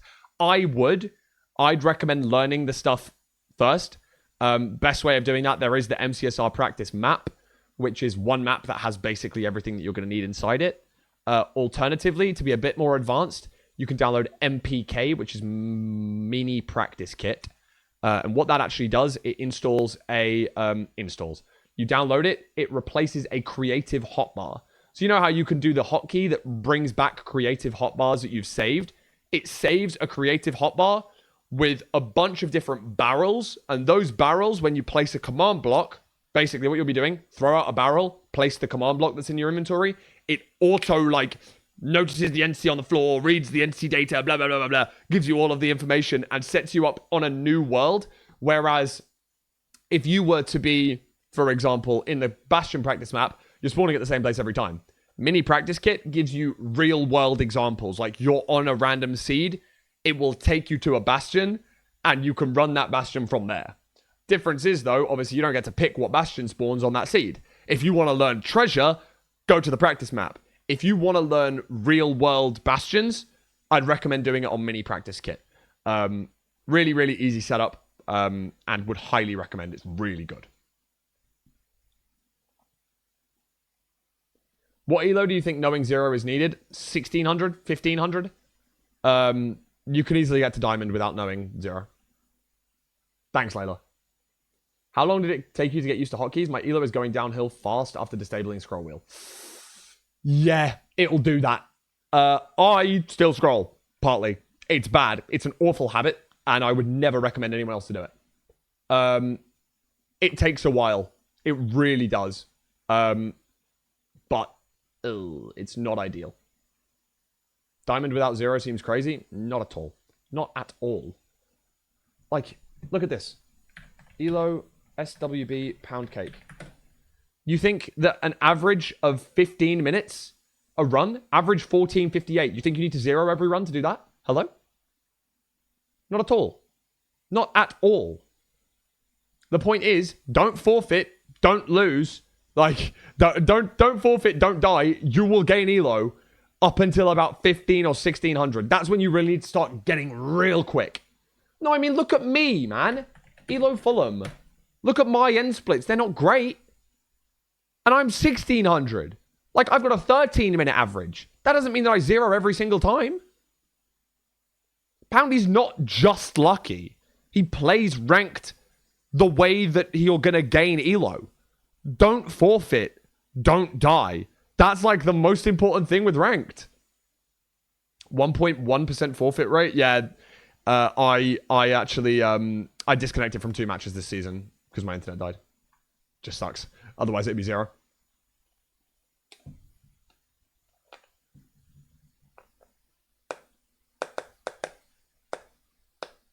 I'm learning 0 and I'm 490.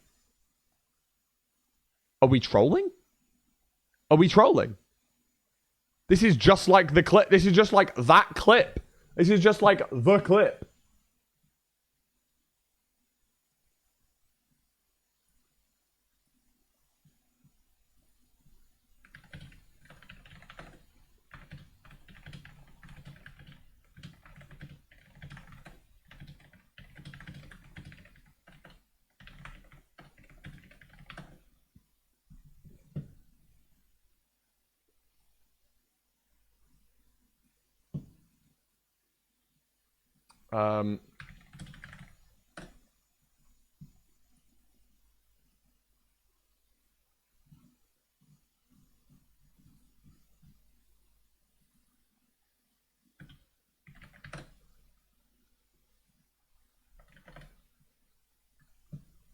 Let me find this clip. Hold on.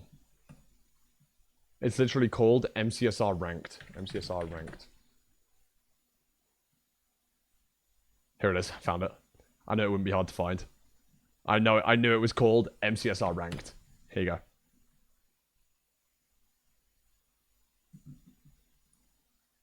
Oh, I'm wait, actually wrong clip. pissed off that we don't. Wrong clip, sorry. Why did that not copy the right link?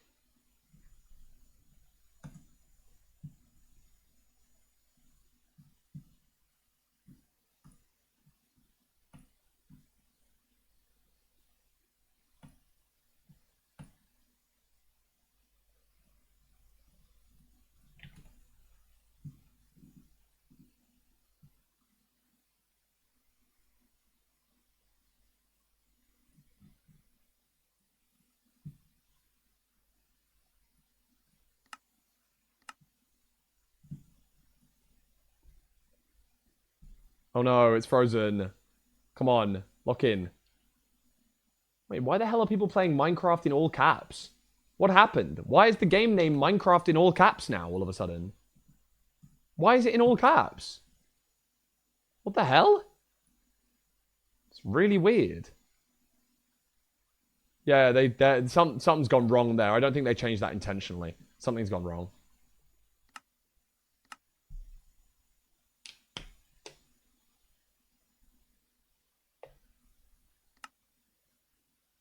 Brother, you're not hitting a zero cycle. You haven't completed a match. We don't need to worry about zero cycles. Stop.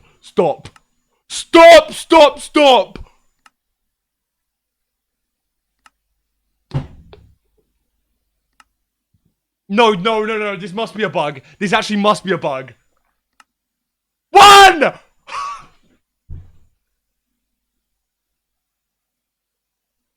I understand this isn't just your fault, but you have to understand. Don't worry about fucking zero cycling. Worry about completing the fucking seed. This still rings true. Don't worry about zero cycling. Worry about completing the fucking seed. That's it. That's the whole thing. Stop learning zero. You're not making it to the end. Worry about making it to the end first. Do you know what I mean? It's fucking stupid.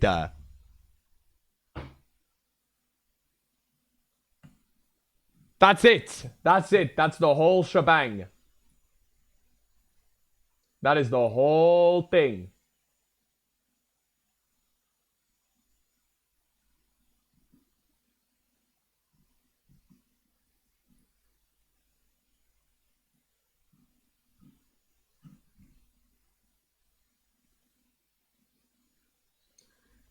Can you help me? I'm hard stuck around 1200.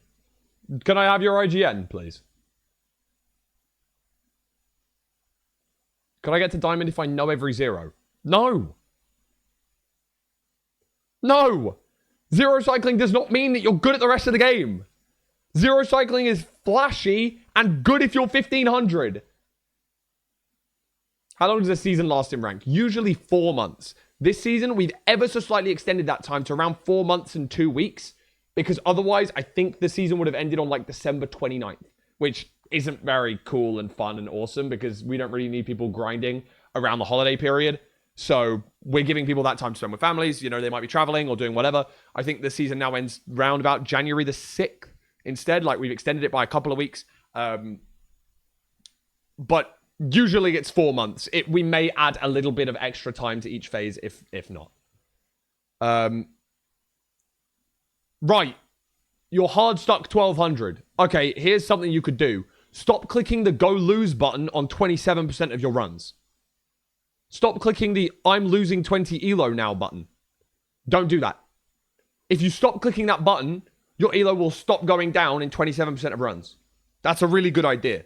So basically, clicking the forfeit button, don't think of it as forfeiting. Think of it as, if I click this button, I lose 20 elo. That's what happens. Don't click it. Run back and get your shit. I'm sorry it might be boring. I'm sorry it might not be the most entertaining. And I'm sorry that you'll lose 80% of that time anyway.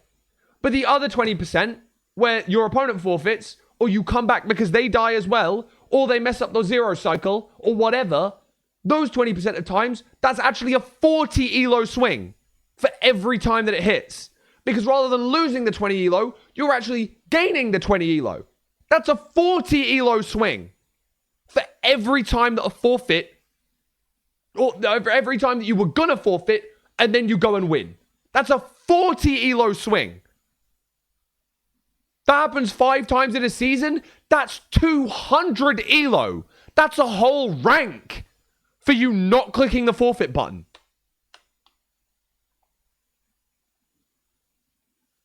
How's the foot? It's not broken, Matt, so I'm okay. Like, it'll probably take 2 weeks to heal-ish, but 2 weeks is better than 2 months. You know what I mean?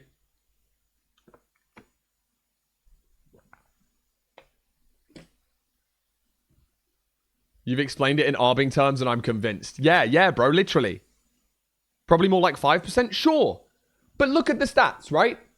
You've played 380 matches and you forfeit 27% of the time. 380 times 0.0271.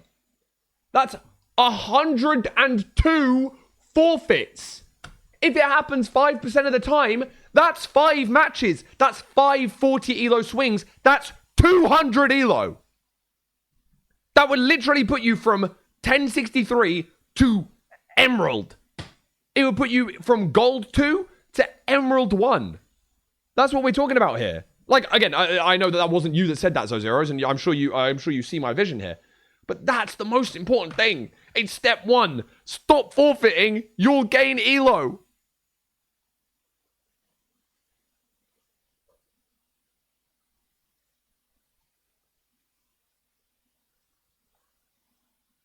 Yes, you're right.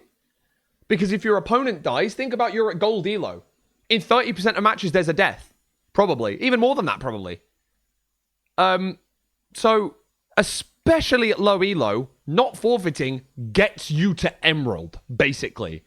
If you can not forfeit and finish the seed in 15 to 20 minutes, you will go up to Emerald elo, probably. And if you are not forfeiting and can finish the seed in around 14 or 15 minutes, you can hit Diamond. That's it.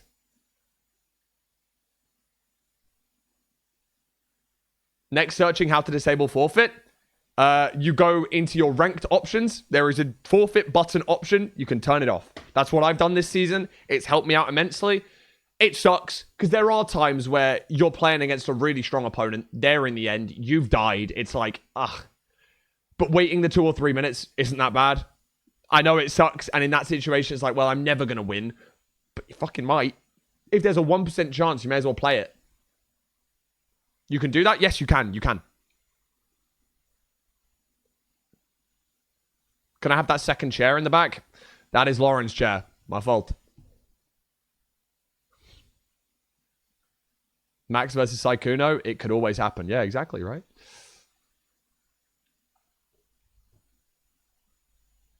Thought on using beginner mode when practicing in private rooms. If you're a beginner, it's great. Yes. Because I think that if you die, you're practicing less of the rest of the seed, right? So let's say, right, the seed is split up for me into like 6 different sections.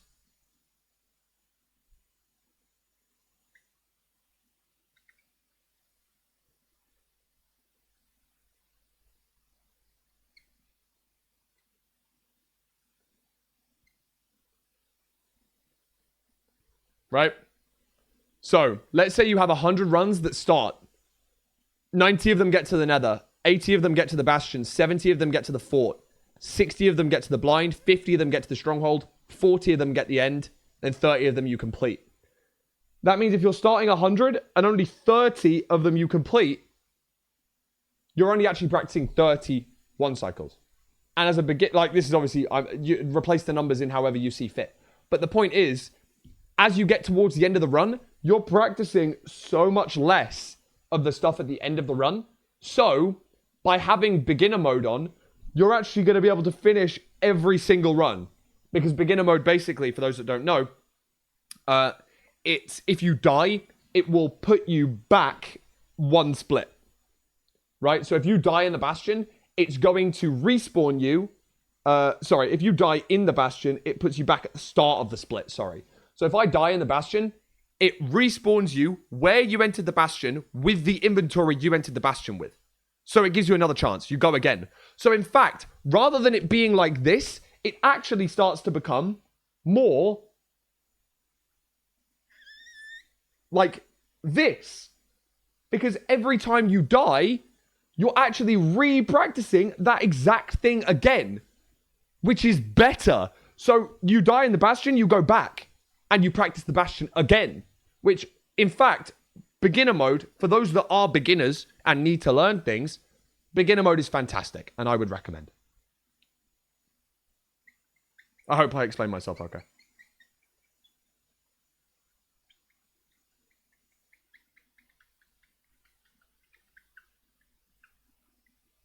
Markov chain. I'm Markov chaining explaining MCSR. Is it possible to not keep Inv in casual mode? I feel like playing with keep Inv would make me grow bad habits, but I also don't feel like always playing ranked and don't have a rank for private lobbies.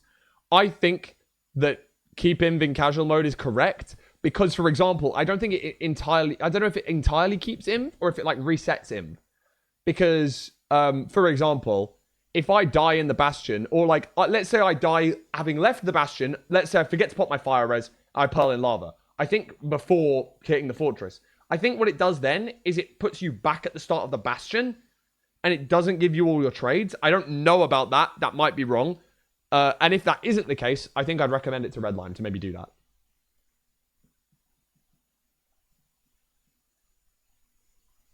Do duplicate seeds happen often? Nah.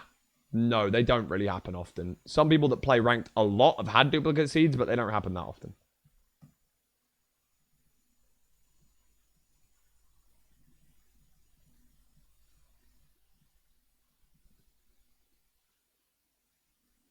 Oh, sorry, you said in casual mode. Yeah, I think you can turn off beginner mode. But I think it's based on whatever elo you have in casual, it puts you into beginner mode. I think if you have like under 600 elo or something, it puts you into beginner mode. Hi, I'm stupid. Are you really full like the rumors say? No, I'm not. You know when you boat eye on ice, does that mess it up? Because you slide when you get out of the boat. I don't think you actually do slide when you get out of the boat. I don't think you do.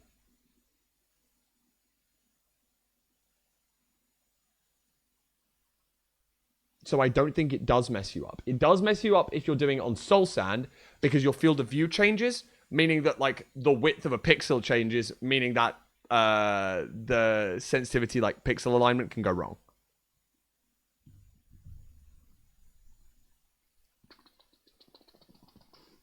At your rank, would you go for 0 always, but only if it's easy? I will always go for 0 if I have the stuff and I know the 0 cycle. Pretty much I'll try and push 0 whenever I can, because I'm feeling more confident about it. Oh, okay. Chat, I'm going to sit like this for a little bit. Hope you don't mind. Oh. I need to elevate my ankle for a little bit, so we're going to sit like this. Because for those that don't know, or maybe weren't here for the start of the story time at stream, I sprained my ankle and it is swollen, so I'm just trying to raise it for a bit. Did you see the corrupted portal Pangy got in his rank match? I did see that, yes. He sent it in the MIDOFFS chat yesterday, and I went, I've never had one of these in my thousands of ranked runs. Do you usually wear shoes when you stream? Yeah. For the new viewers, I'm actually streaming from my garage or shed. It's nicer than a shed, but, you know, it's effectively a shed. The house is in there. I have to walk through the garden to get here, so I basically always have shoes or something along those lines. Are FSG mod seeds and ranked seeds the exact same, or are they different? Entirely different. FSG mod is much more filtered and much better than ranked seeds. Garage in a British accent sounds so wrong. Garage.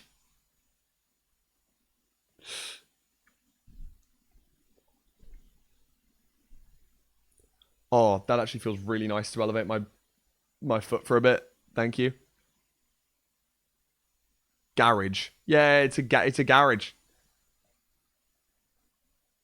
FSG is always ruin portal, always has good food, always has a bastion in the pos quadrant, always has a fortress in the neighboring quadrant, always has an ocean exposed stronghold at 150 in the quadrant of the fortress. Hence why we're talking you can get 4-minute speedruns every time. You don't have to measure. You don't have to double travel. And it's always either a housing or a stables. Every time. Because bridge and treasure are consistently slower. Whereas stables and fortress stables and housing are on a high roll much faster. Hotbar management, choosing which items go to which hotbar slots. I'm struggling because there are so many more important items, but only 10 slots. In the overworld, it's always going to be different. After leaving the bastion, it should be consistent. Tools, boat, PPBB is what I always say. Tools, boat, PPBB, which is potion, pearls, bed, blocks. Every time. And then food in the offhand. PPBB is my go-to. Which order you put them in is completely up to you, but depending on your keybinds. But PPBB, I always have those in my hotbar when I'm leaving the bastion. Blocks in 9? No, I have my blocks in 4 and 5. But just saying, those, like that's what I say, the order is completely up to you. So I have for me, when I'm leaving the bastion, I have axe, pick, shovel, gravel, soul sand, boat, res, bed, pearls. But just to remember it is tools, boat, PPBB. Princess Bubblegum. Yeah, for real.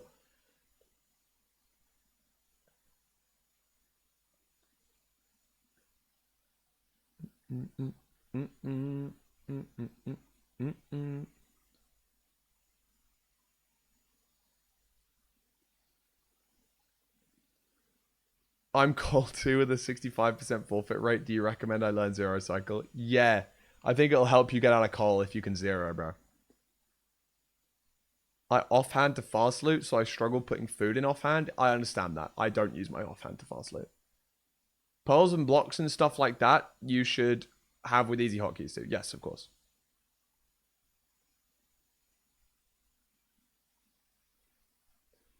It's beautiful. It's a beautiful day. What are you most looking forward to with LFI? My friends. I'm just excited to see my friends again. That's the most exciting thing. I don't even really care about the stream. I just care about seeing my friends. Like, I'm going to see Amy for the first time in ages. I'm going to see Toby for the first time in ages. I'm going to see... Well, I saw Johnny like a couple of weeks back, but I'm excited to see him.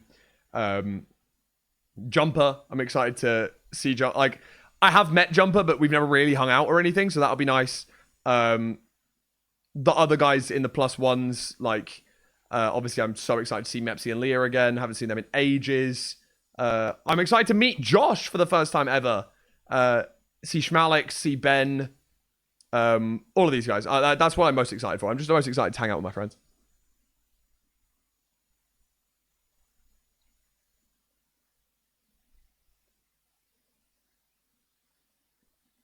How do I fast loot? I use the C hotkey, which is my 8th slot.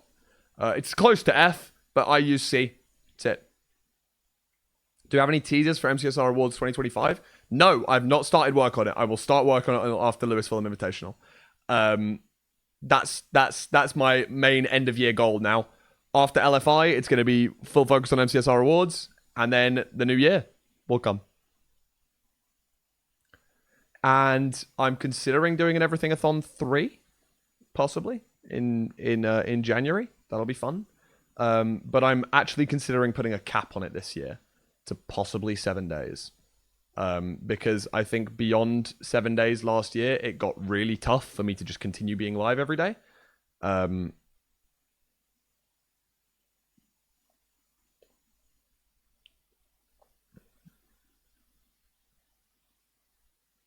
Thoughts on ESDF instead of WASD?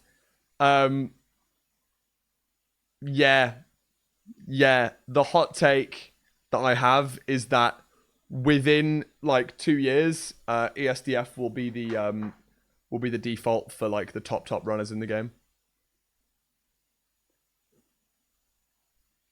Yeah, too. I'm excited for that as well. I'm excited to meet chatters and things like that. I'm excited to see how other people react.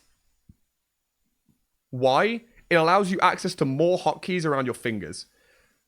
With extensive research, we've discovered that hotkeys for inventory management on mice is bad, basically. But hotkeys for general use, example F3, F5, zoom macros, wide macros, things like that on mouse, better. Meaning you want more hotkeys that are close to your fingers without having to move your hands too much. When you're using WASD, you can't use anything on your left, right? There's no fourth finger hotkeys that you can really reach apart from like tab, caps, tilde, 1, 2 maybe. If you shift your hand over one spot, you unlock effectively an extra 5, 6 hotkeys.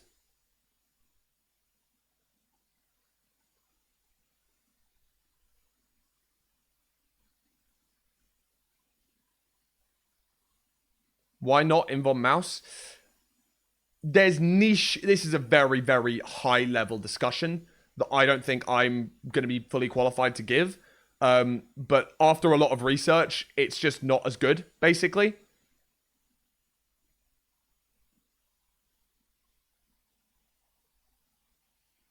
I use crouch and sprint on my mouse. Personally, I wouldn't, but...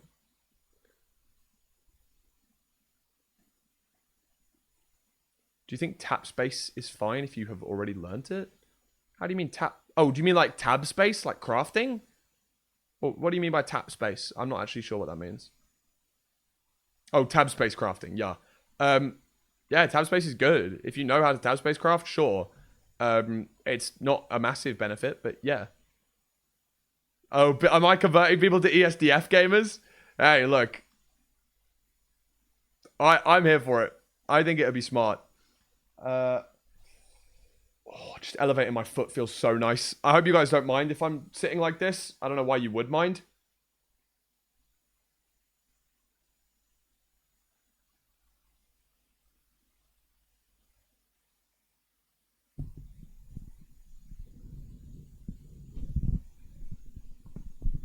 I might hold my microphone like this, though, so that you can hear. I don't have my pop filter anymore, so I'm sorry about all my P's, T's, K's, things like that. But it does look like I'm about to boss a bar.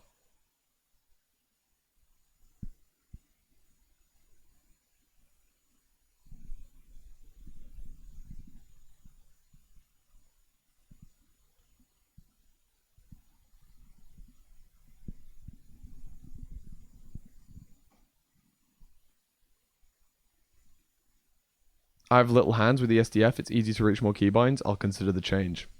W.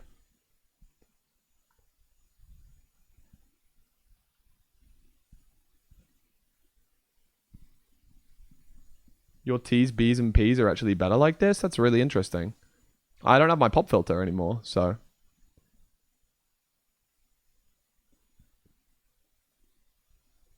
Oh, this feels really nice. So I'm just going to leave this for a little bit. I hope you guys don't mind. Are there any setup differences if I'm using a non-1080p monitor? I don't think so anymore. Because if you're using bow eye, no. There used to be a difference, yes. I don't think so anymore, though. As long as you have the correct tall resolution, which is 16384, I think. Yeah. So no, I don't think so anymore.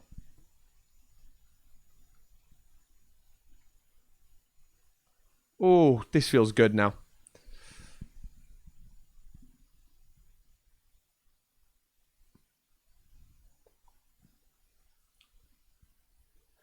But yeah, W yapping stream. Are there any major differences when playing on Mac? Probably not anymore. I don't think. Is it good to full screen? I have my Ninja Brain open on windowed, so I have a hotkey to switch from full screen to windowed to see Ninja Brain. I prefer playing in full screen. Some people don't. It's mostly a preference thing now. SM58, its included pop filter is pretty good, and the difference is your mouth is pointed much more directly at the mic than when it is on the boom arm. I didn't know it had a pop filter included. I guess this is fucking pointless then, lol. I didn't know that. Damn. Maybe I'll take it away. This is an SM58, yeah. Pretty cool. Maybe I do need to just... Maybe I need to be holding my microphone more like this more often, bro. Damn. Who knew? I'm also going to pick up a new... I'm going to buy myself a new XLR very soon because my XLR has some really bad... no one really can hear it. No one else can hear it. But when I listen to my voice back on stream, you can hear this like very high-pitched sound behind my voice. I've done all the work that I can possibly do to EQ it, but it's electrical interference, so it's very difficult to EQ out. It's exactly 7 kilohertz. I can't get rid of it. I have a very sharp EQ curve at 7 kilohertz, but I'm just going to get a new XLR at some point. When first entering the Bastion, should I directly start the route or loot the chest first, assuming I have Iron Pick? I like to do what's on path. So if I'm entering at the top of the Bastion, I would usually like to loot the chest before starting the route. For most Bastions, that is. Obviously for things like treasure, no. You would never want to loot the chest first. Bridge, you'd never want to loot the chest first. Housing, yes, I would. I'd usually do top down and loot the chests while doing top down. And stables, I'd usually be doing triple to gap or double triple, meaning that I'd want to be looting the chests as I go during the route. So yes. What's my audio interface right now? It's the Behringer UM2, and that is a very cheap XLR. It cost me like £25. I'm going to upgrade to a Focusrite Gen 4, 1 in, 1 out, because I don't need any more than a 1 in, 1 out.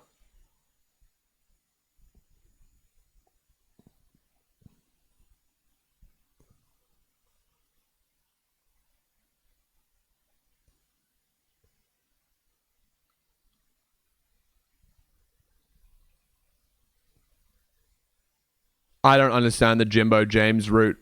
Don't ask me. Don't ask me that question. Can't answer it. Don't know. What stats from all users would you like to see? I'd love to know how impactful forfeits really are. Like, I want to know like the number of times both runners die in a seed based on elo, which for me would be able to be like, okay, so if the first person who died, or like based on elo, matches that are not forfeited, percentage of matches that have both runners die at least once, assuming that it's not hunger reset deaths.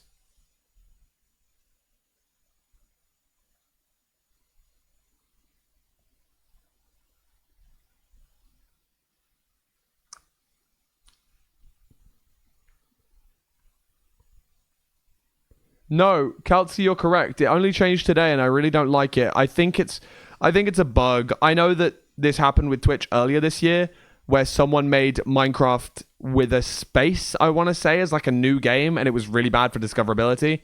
And today, Minecraft, the actual game, has been changed into all caps. I don't like it, but I don't think it'll stay. I think it'll change back in a couple of days.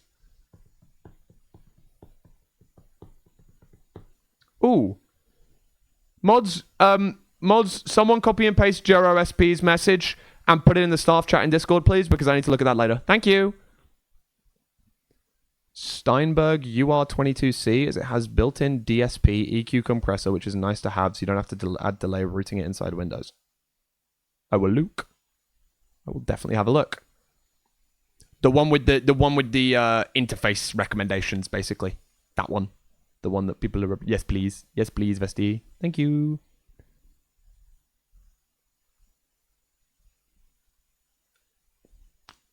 Thank you, guys. How the hell does a ground zero work? Okay. After you shoot a crystal, the dragon goes into a fireball phase.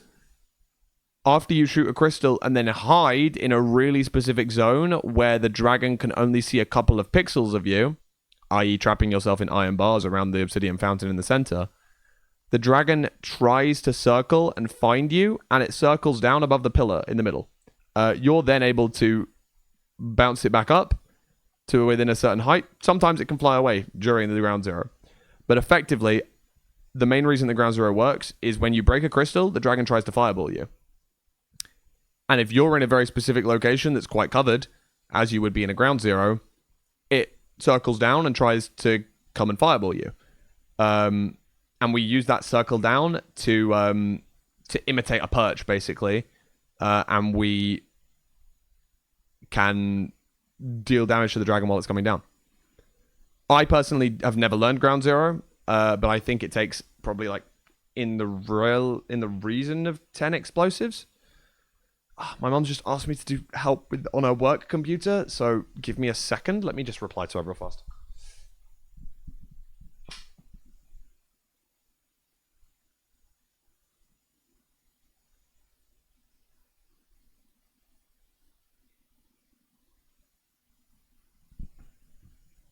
Yeah, that's the rough reason. It's why, like...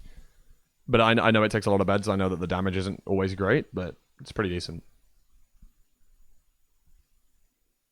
On the how-to speedrun Minecraft, they said Drip's world record was unverifiable. Why was that? He used an unverifiable mod that prevented a specific crash that his game had. Although, after extensive checks, it was found out that the mod doesn't do anything to alter the game. So they did give him the world record, and it is verified.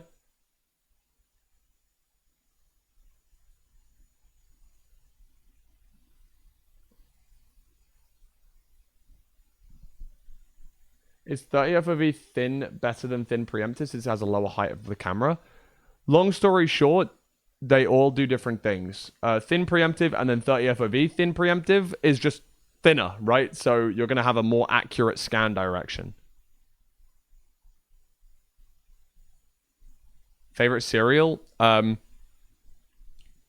Nut Clusters with chocolate.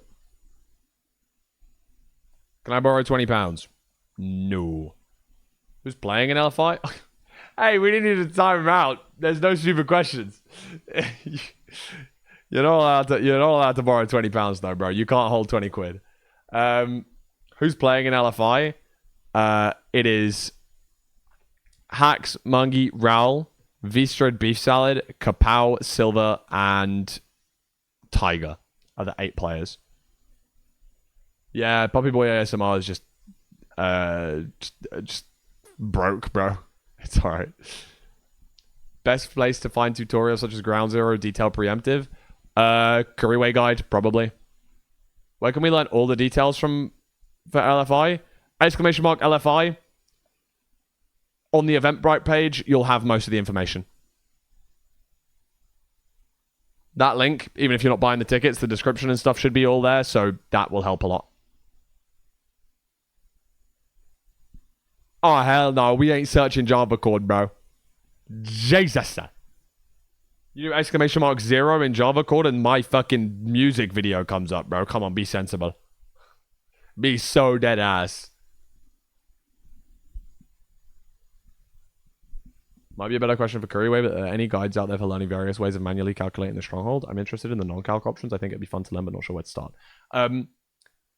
Axis calculated is what you're looking for. There is a tutorial on YouTube somewhere for non-calc axis. I don't remember where. Hopefully you'll be able to search it with a lot of finding. Someone might have a video. Someone might have a link, and if they do, they can feel free to send it in chat.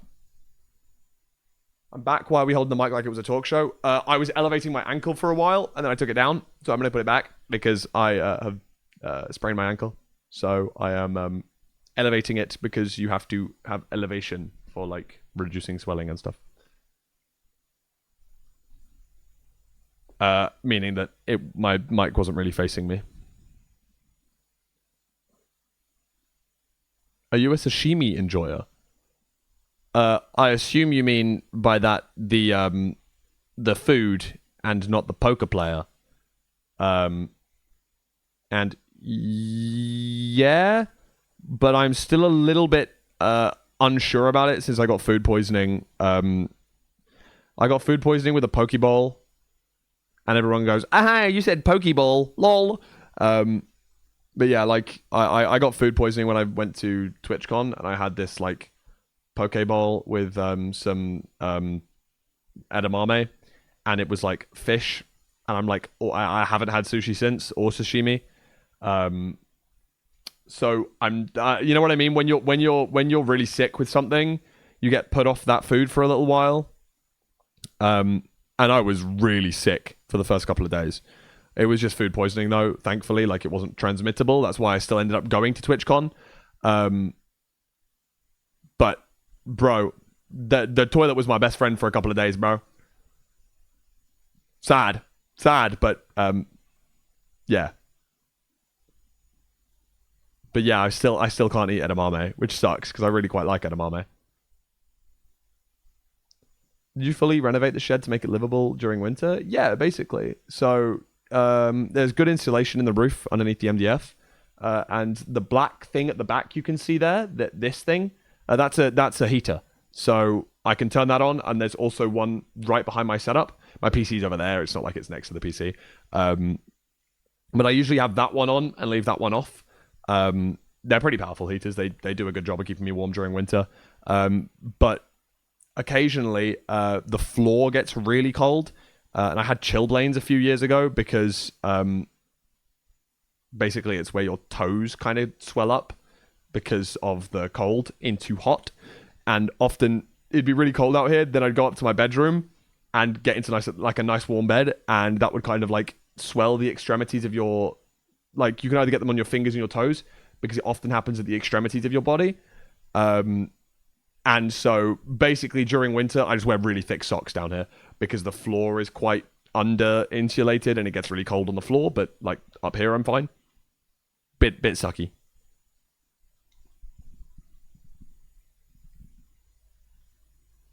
What else did I miss? Piglin Brute's the only reason, but people version 116. Yeah, lots of different reasons. 116 is the best for it added piglin trades. So before then, it's just different categories of ways of getting your pearls. And after this, like 1.17 and onwards, the world height generation changed. Magma ravines no longer exist. So you can have minus 64 now. You can go down to minus numbers on your Y height. So things like strongholds suck. Like digging down for strongholds is like added time. And magma ravines no longer exist. Like pie chart changes, hotkey changes, pearl rate changes, F3 changes, like so many different changes that kind of suck. And we're looking on, we now, thankfully, have contacts with Mojang, right? Like, the Minecraft speedrunning community is a little bit more recognized than it was a few years ago. And there are ways that we can integrate things with 1.21 that would make people want to play it. But the problem with that is that it's never going to be faster than 1.16. People will play 1.21 if things become better, like quality of life things, like re-adding back in F3F. That got removed in a recent version. We hate that. That really sucks. And it's something really easy that Minecraft can add back in that would be like, oh, okay, that's actually a nice change, and allows you to be able to possibly play the game again like normal.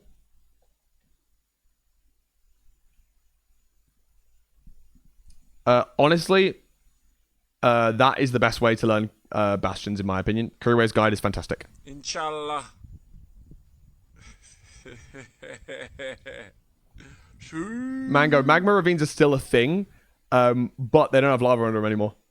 So, yeah, they effectively removed the use of magma ravines like they used to. Brutes are kind of a W change. Like, brutes are fine, and we don't mind that, but it sucks when brutes are added and then pearl rates got halved. Like, that really stinks.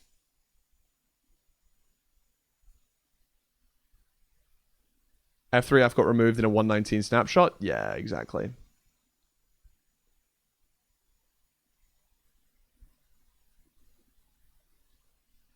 Negative 30-degree winters? Yeah, I don't think portable heaters would do enough there, bro.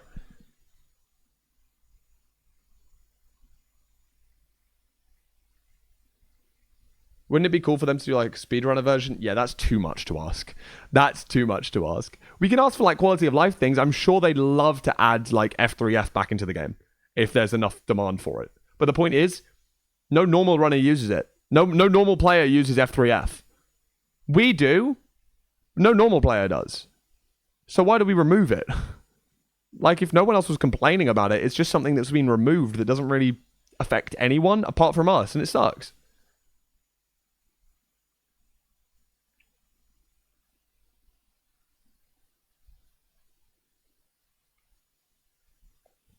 Cupboard?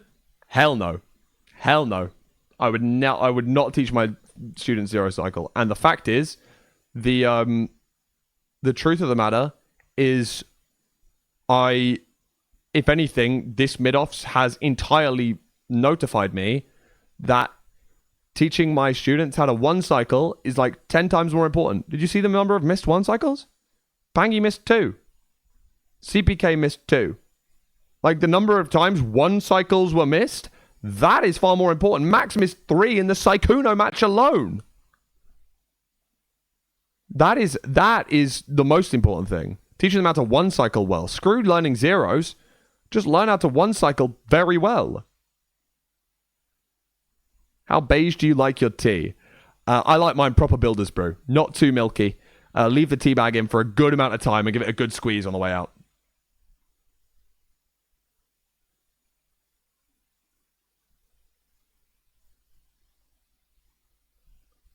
What if you had 2 weeks? Doesn't really help. 2 weeks wouldn't really make a massive difference, apart from people being more confident with runs.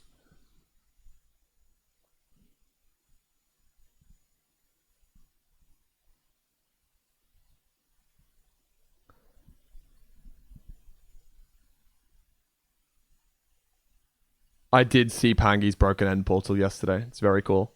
I've never seen one. I've never had one in a match before, or in any speedrun before. Yeah, I was just thinking of Jumper last season where it seemed the difference between her and Johnny was the knowledge gap. I mean, yeah, but there were only 2 zero cycles last season.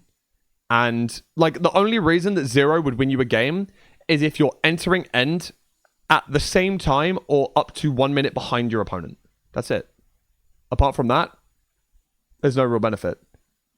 And the number of times that happened is not that many.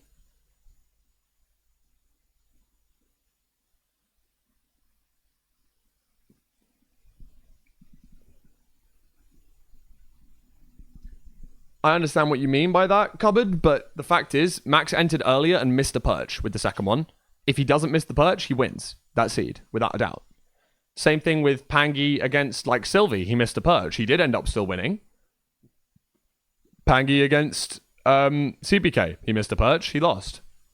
Pangy against Ish. He missed a perch. He lost. Like, that's it. It's so much more important to do that.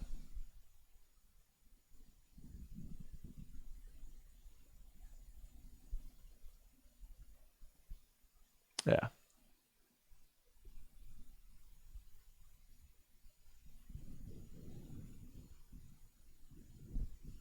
Wait. Oh, Legion got hit by the Fossabot preset. I don't really know what the hell he meant by that either, so, I mean, I will unban, but... Hello? Like, what are we doing?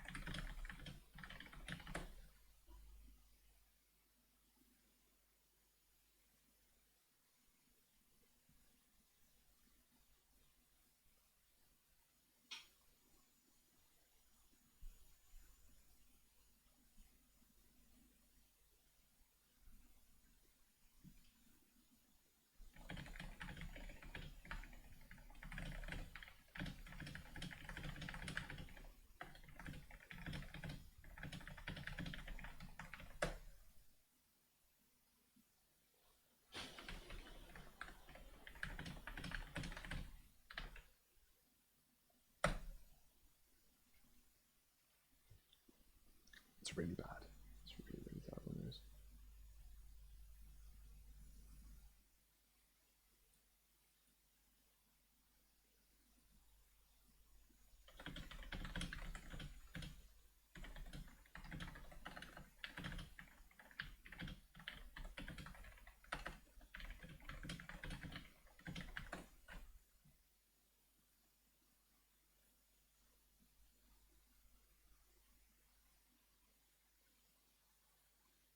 Am I really quiet, or is it your headphones? I don't think so. Hello? Is Ground Zero 2, I don't know, weird to teach middle students of the future? Yeah. Because, effectively, it's like a guaranteed 2-minute end fight, or like 1 minute 50 end fight. And given the fact that we get guaranteed a perch in 3 minutes, on average, it's faster to just wait, I think.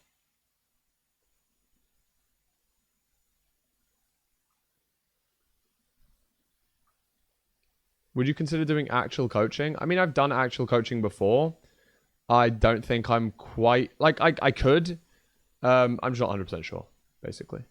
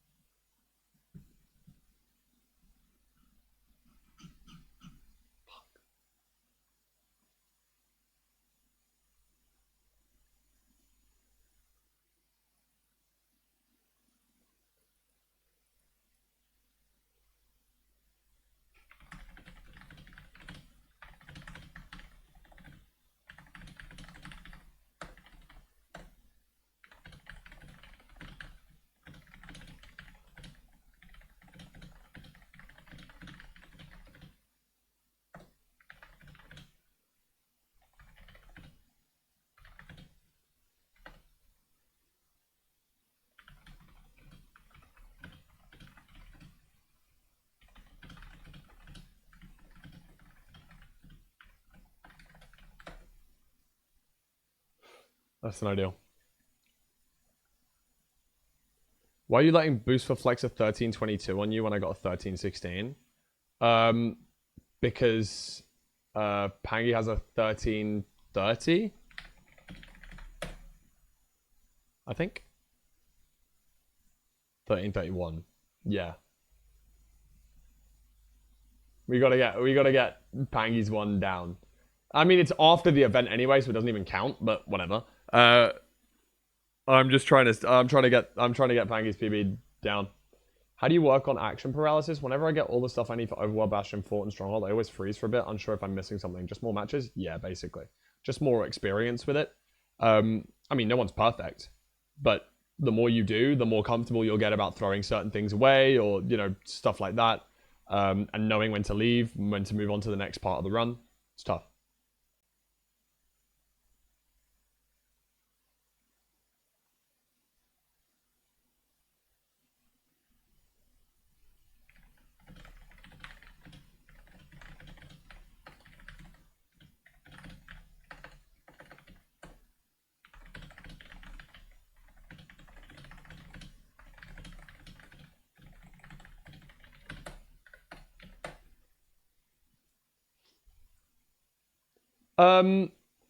I see your point, Cupboard. I mean, like, it's helpful, but not massively. Like, the life stealers are also just cracked mechanically. Just anyone cracked mechanically can learn speedrunning in a week. And that's, I think, what we've learned.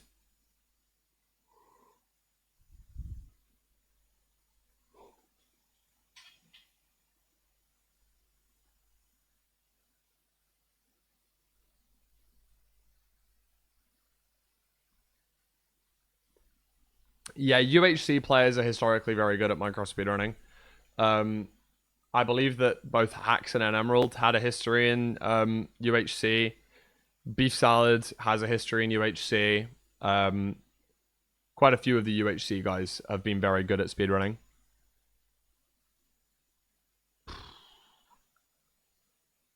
No problem, Cupboard. Yeah, last time chatter, bro. Last time chatter. That's okay.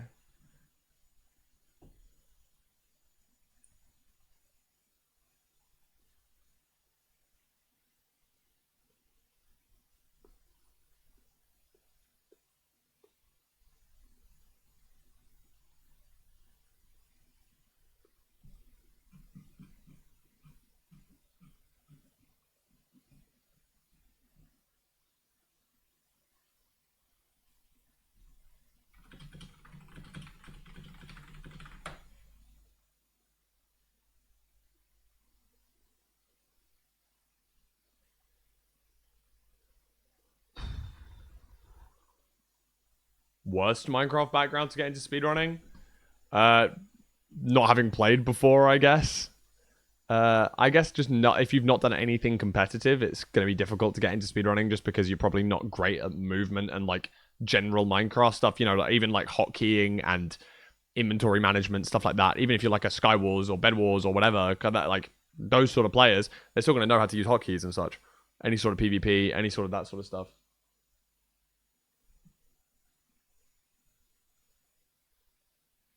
Oh hell no. Oh hell no. Oh hell no, oh hell no, oh hell no. Oh hell no, Hellion. Fuck.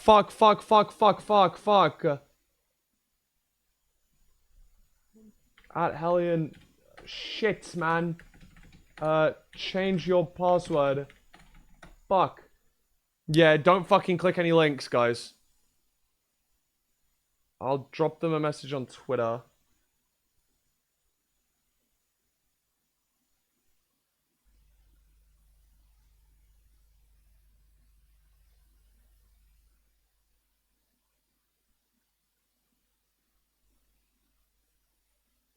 Oh, wait.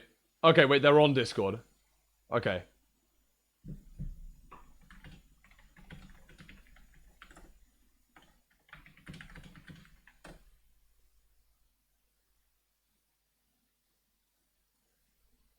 There's a presentation somewhere? Yeah, I think I did the presentation Thursday.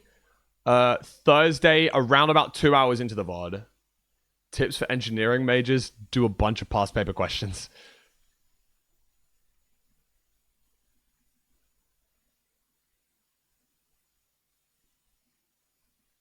How to avoid loser aura? Nah, GG, bro. Would it be worth it to get into speedrunning on a MacBook? Wow, that's like the 6th time I've been asked that question. Yeah, there's no like reason not to. There's no like inherent super bad thing about like, especially if you're just starting.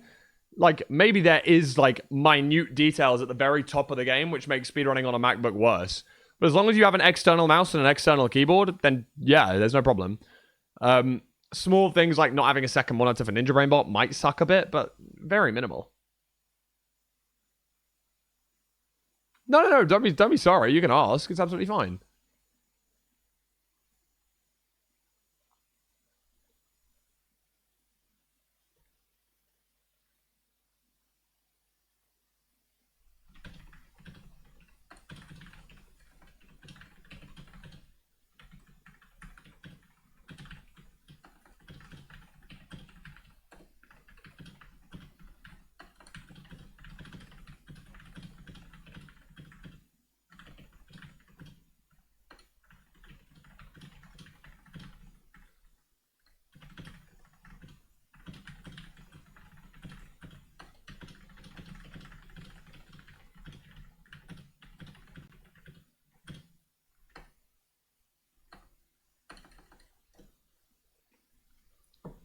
Hey, Becky.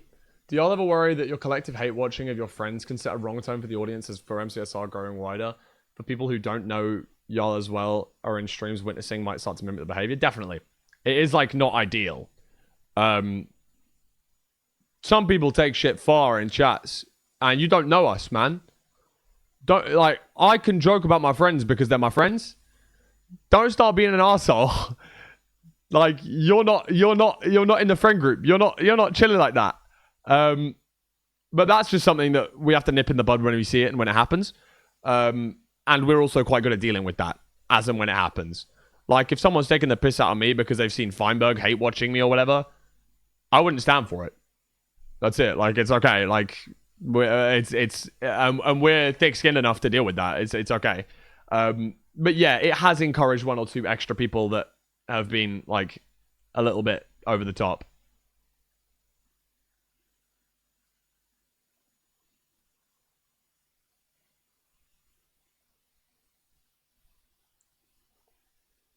Is there a link to the hotbar presentation so I can read through it myself?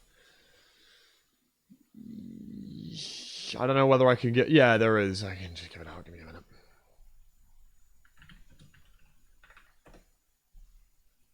Flashbang.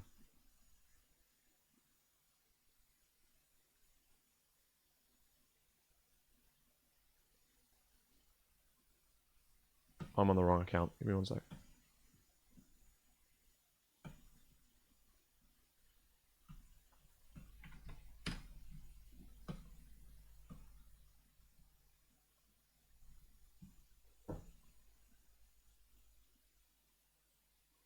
Building up while alternating blocks actually go faster, or is it just better for timing? Yeah, it does. No, it saves you a tick every 2 blocks. So I think it's 1 second every 40 blocks, I want to say.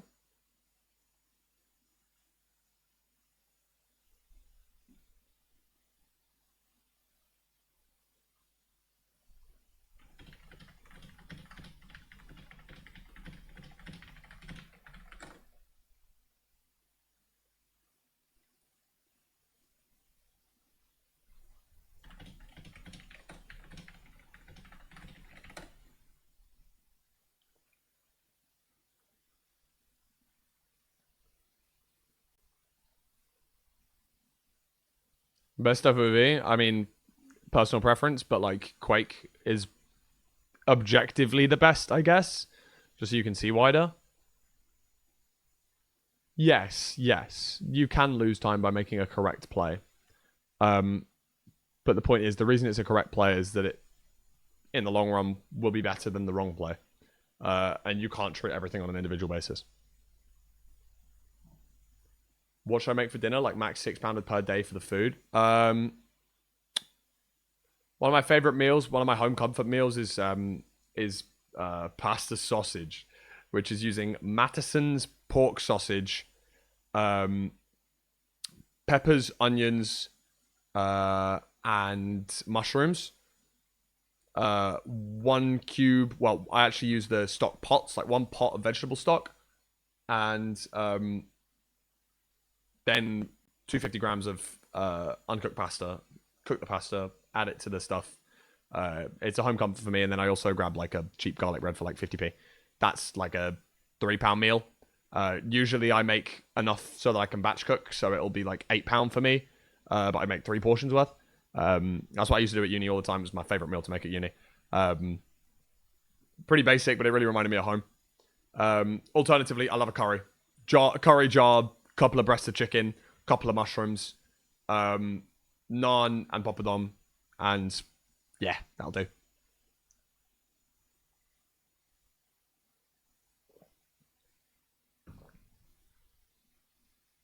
That's not my fresh water glass. That is from a long time ago. That was from yesterday. Ugh, you could tell that was stale water.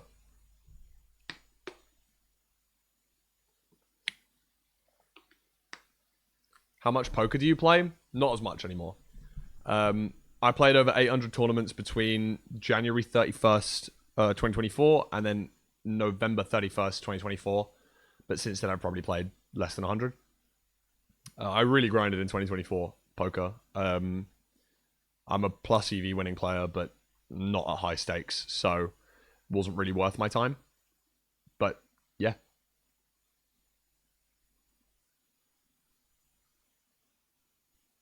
On PokerStars, no. My home is my home was Unibet Poker when I used to play. Player pool is terrible. Very easy to exploit.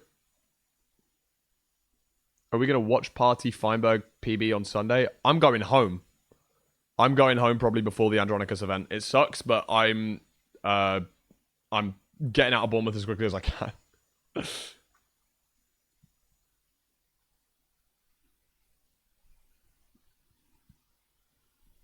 Oh god, I've got so much to deal with. Fuck. Oh yeah, there's this. Yeah.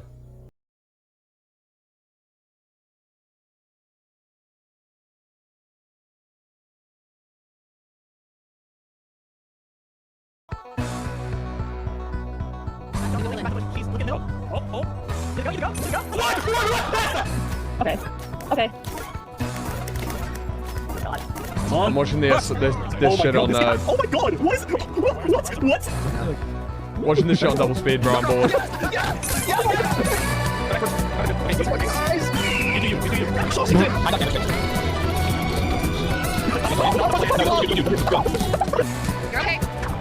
Take your time. Nice. Nice up, Nice, man.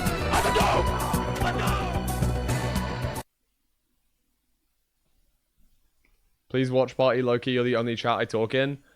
I won't be here. I won't be home. That's the day after LFI. I will not be home for this shit. You guys go enjoy watching it. I will not be there. I will not be there. Yeah, they've already done teams and stuff. Teams are really cool. I think the whole point was it was like a draft system. So they had like 8 captains and then they could pick anyone in the community as long as they're free on that day. I'm not playing, so don't expect me to be there. But yeah, because they wanted to pick the best event players. It's going to be a cool event. It's going to be a really cool event. There is a tournament calendar. I think Bumpy Jake runs one.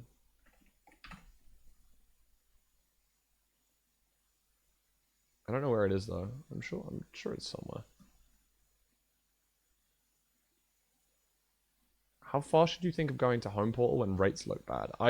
Obsidian rates? I mean, I check chests and wait for the trades, but as soon as it's like I'm 5 away, like, you know, I'm 15, like if I don't have 18 obby before getting backups, then I'm probably just going home portal. Who was announced in it? I think the 8 captains. I don't know if Bumpy Jake still has the event stuff on his the event calendar. No, I don't think he does. But he did used to run one.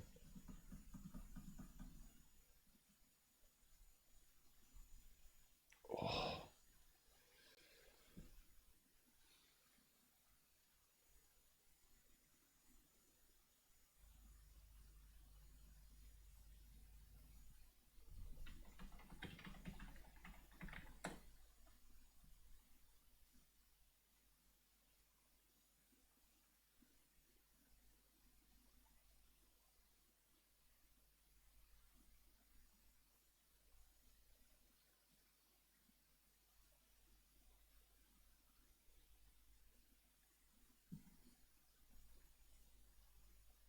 Oh, it hasn't been updated in a few months? That sucks. That's unfortunate.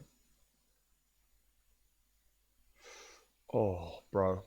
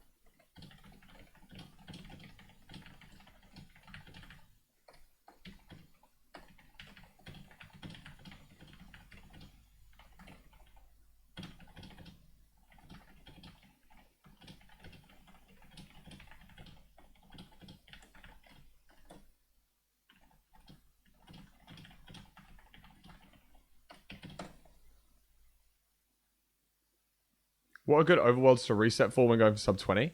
I'm using BT standard settings, but checking if there's a ship even when it's not there. If you're playing for sub 20, play Village. Just play Village. Play any lava pool. Any lava pool on wall is good enough. You'll enter in 3. Or like 330. If you're entering at sub 330, then that's sub 20 pace. Like, any lava pool overworld is good enough. You can play structureless. Like, you could play structures with a cave. If you're spawning on a lava pool, like, that's my recommendation. Oh. Oh. Oh.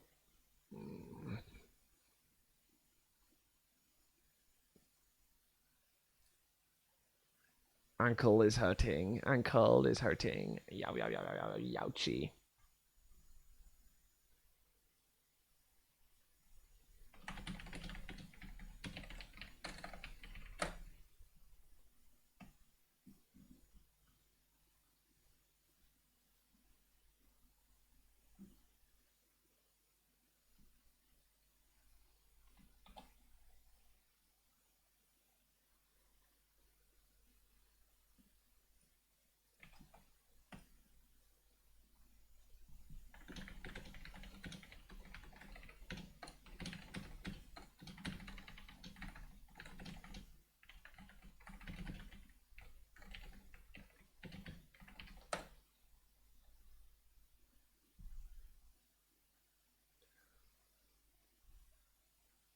No lava pool and blacksmithless village will be too slow. I mean, not really. It's just more like lava. Yeah, no, okay, no lava pool village is too slow. Just lava pool anything is good enough. I mean, lava dousing is not terrible. Like, you're just trying to enter under 3 minutes. Under 3:30, really. So, any ocean seed with, like, a ship or a BT, great. Yep, you're fine. Anything that is, like, this ankle is really fucking me off.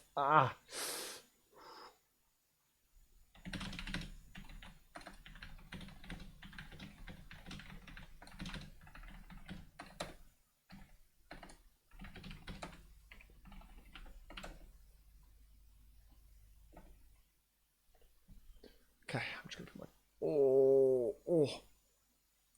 paracetamol or something on the cards. Oh my god, I haven't had tablets since 12. I should go take tablets. Yeah, you're right. That's a really good idea. Jesus, I took my last set of tablets at 12 o'clock. I'm gonna go take some tablets. I'll be right back, guys. I'm gonna hobble to the kitchen.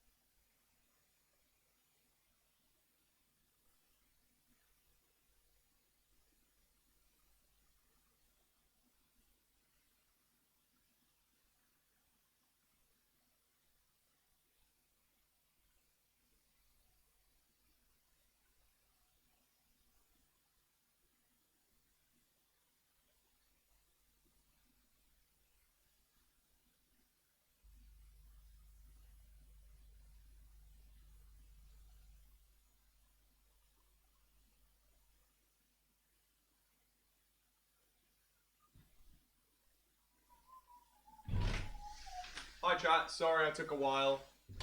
Oh, sorry about that. Oh. I went to pee as well. I peed and also got some tablets.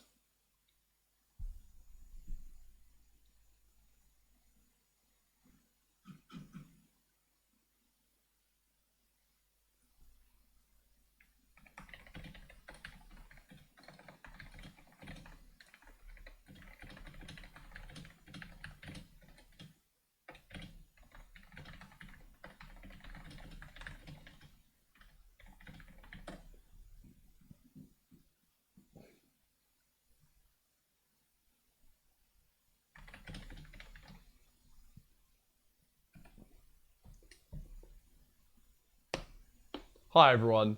Hope you guys are all doing well. I'm really grateful for all the support recently, by the way. I had a great stream yesterday. I've been having great streams all week. Like, I know I said this at the start of September after MIDOFFS, and I told everyone that that August was my best month ever. And you can still see that, right? If I go here and I go on Twitch tracker, August minus the May was technically my best month ever. But August I actually streamed so much longer, and I will always consider August my best month. Bro, November is on crazy pace. August was sick because I had MIDOFFS and playoffs back to back. Bro, November is on insane pace. With LFI happening this month too, it's going to be a movie. May was crazy because that was LFI 1. TwitchCon, the football match was huge, of course. And MCSR ranked playoffs, right? MCSR ranked playoffs in person with beef salad was like one of my biggest streams. It was my biggest stream that month, right? But also right at the end of May was when I was with Kuriway was here, blah, blah, blah. And this month is on pace to like, not quite double it, but like it'll be my new best month ever, basically. And I'm blessed. I'm absolutely blessed. I just wanted to say like a massive thank you to everyone for like being here. Like it's so sick. I'm really, really grateful. I do this full time and I have been for a while.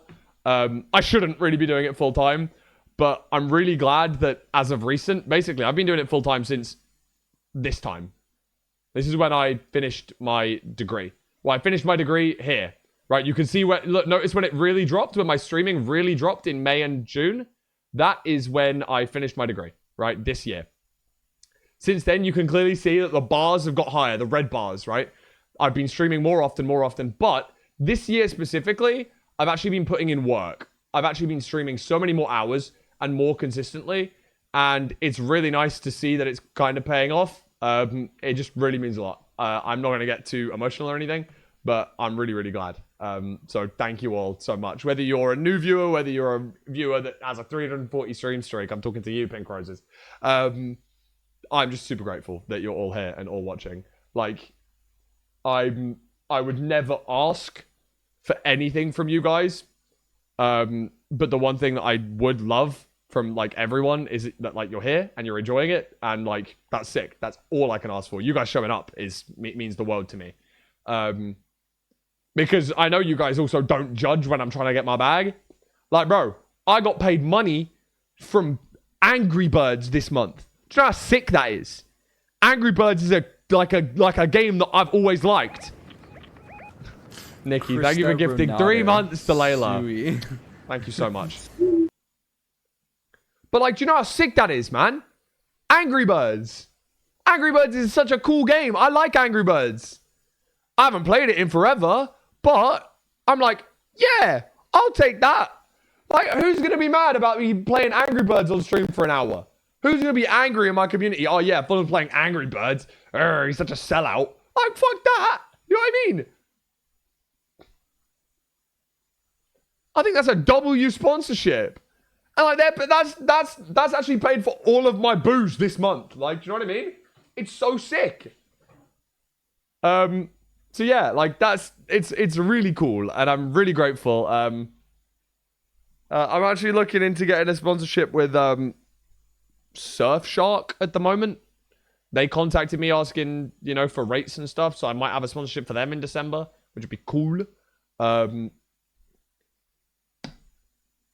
Obviously, I use a VPN frequently, so I think the VPN products are good. It's always about the booze. It's always about the booze, bro. I hardly have any other expenses in my life, man. I hardly have any other expenses. Like, I don't need to spend money on anything else, basically. You know what I mean? Like... And then in 10 days, or 11 days, we have the Lewis Fulham Invitational, which is going to be the biggest stream that I think I've ever done in my entire life. Which isn't a scary thing to say at all. Fuck.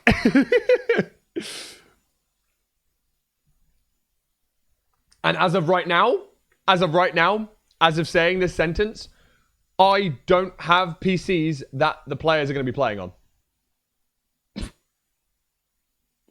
Because the esports PCs at the university have been locked down and the software is not able to be installed on them. I don't understand how this is a thing, but it is. I'll find a solution. I always do. But yeah. Unexpected hiccup 2 weeks before the event. Not ideal. But I've already been in contact with companies and stuff. I'll make it work. I'm not too stressed. But yeah, definitely less than ideal. I can confirm that much.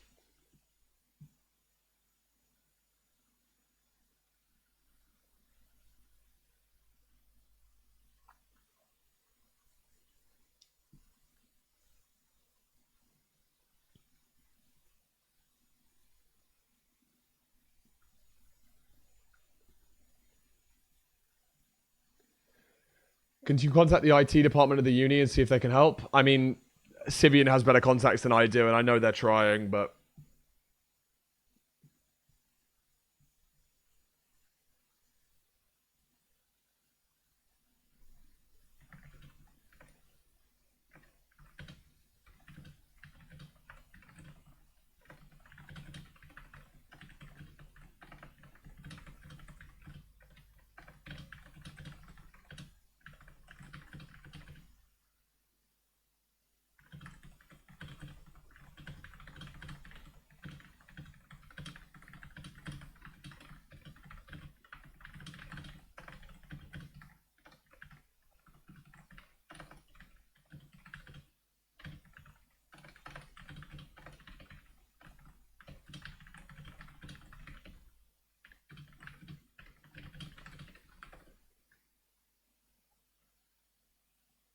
What's my haircare routine?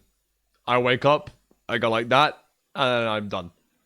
My glasses prescription is like around minus 3.7. Alex! Ronaldo. Sui. Alex, what the heck? Thank you for the 20 gifted. Oh my lord. Wow. Thank you so much. What the hell? That's crazy. Thank you so much. Can't wait for LFI. Neither can I. I really hope it goes well. I really, really hope it goes well.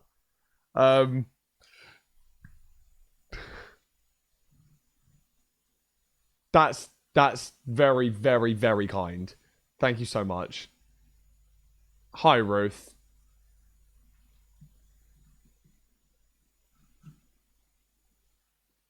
Yeah, I'm... Alex Belgium epic jump scare. That's it. That's an Alex Belgium moment. Wait, Alex, you're the... Wait, hold on.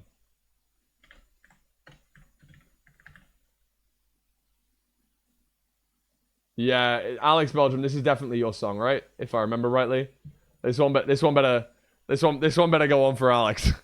That's I think this. Yeah. I was just trying to think back if it was you. It is. Dude, yeah, I remember the everything-a-thon. You were like, I'll give you 5 to play Copacabana right now. I'm like, okay. Oh my god, Ro. You don't have to give me money, guys. Oh my god, Asmund, thank you for the prime as well. You're all amazing. Hell yeah. Thank you. Ro, thank you. Asmund, thank you. 13 months. Wow. It's a bit of a That's sticky one goat. still. Full L. Full.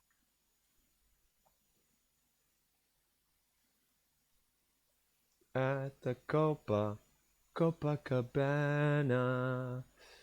Yeah, yeah, it'll be okay. Don't worry. I've already been in contact with a company that I'm going to probably buy the PC, like rent the PCs from. Alternatively, I can literally ship my PC. Oh my god. Alex. Krista Ronado. Thank you for another 10 gifted. Thank you so much. Alex, that's so kind. Sparrow sniped. TJ sniped. That's awesome.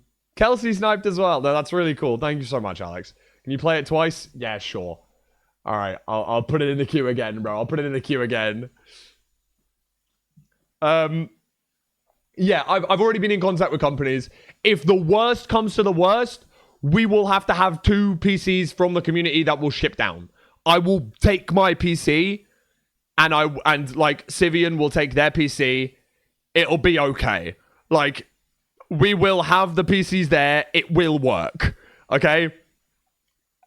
If it really goes that badly wrong, I'll drag my own PC down to Bournemouth and we'll get it set up.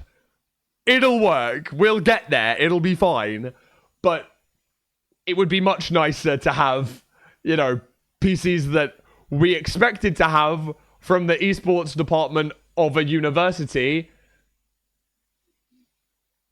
But equally, I mean, they were letting me use them for free. So the fact that I don't have them, I haven't like signed a contract with them or anything. So like, you know, it's just it's something that I'm going to have to deal with. Just sucks that it's going to happen now, 2 weeks ahead of time. If I would have done this 3 months ago, I would have been able to source them a lot more reliably. But that's okay. I think I've got some alternatives. We've always got backups of everything, so we'll be okay. Okay? Wait, I do. I might reach out to Toby if I really need to. I might message Tubbo. Maybe. He's live. I think he's live talking about mid-offs.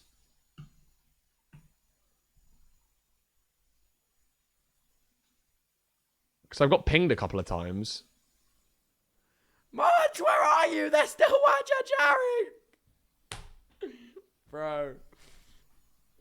Mod, do something. Do something. No way, I'm mod checking with the mod badge. Fulham, help! Help, Fulham! They're wajajaring! They're wajajaring at me! I'm gonna start wajajaring. Ref, do something! No! No! VAR, I'm quitting streaming. Onwa, I'm quitting streaming. No. Wajaja is their Ome, bro. It's their version of Ome. It's that. Onwa. No, you know what? Yes, yeah, it is. No. It's their version of Ome with Silence a pointing. in chat. James Marriott bit. Silence in chat. All right, I'll reach out to Tubbo sometime soon about it as well. Ome? I say Ome rather than Ohm. I don't know why. That's how I pronounce Ome.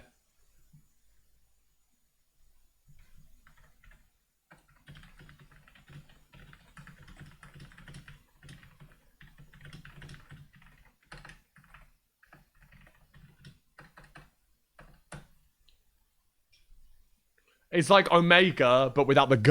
Yeah, that's what I'm thinking, right? I'm with you, Cav.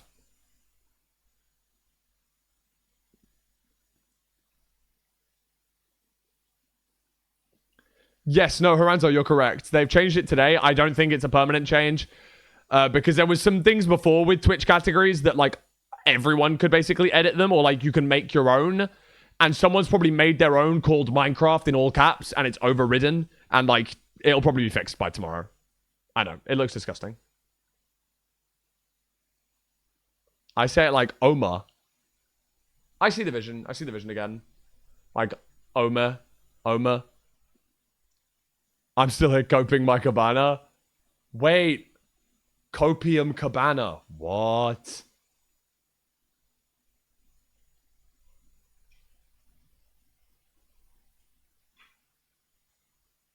Thank you, Alex, for the gifteds. They'll help. I actually got a... I knew that this was going to probably happen last week, so I reached out to a PC company, and I got a quote back for like 2-day rental of PCs. Oh my god, it's expensive. Like renting 2 PCs for 2 days is about half the price that I spent on my actual PC. That's without a security deposit, and the security deposit is for each PC is twice as much as I spent for my actual PC. So I would be looking at probably spending in the region of £6,000 to rent 2 PCs for 2 days. But a lot of that would be for the deposit, so I'd get a lot of it back. But still scary. And as much as I'm, you know, as much as I have some decent savings, I'd rather not lump $6,000.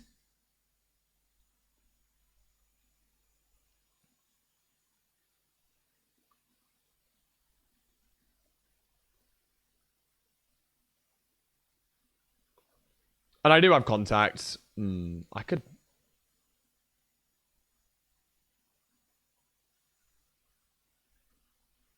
I wonder what I could do.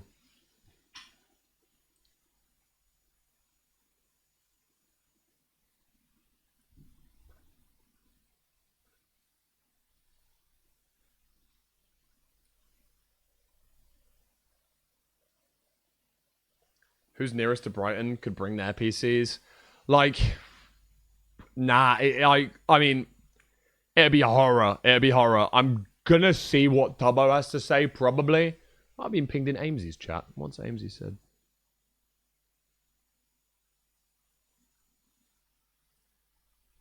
What am I was excited about something. GG.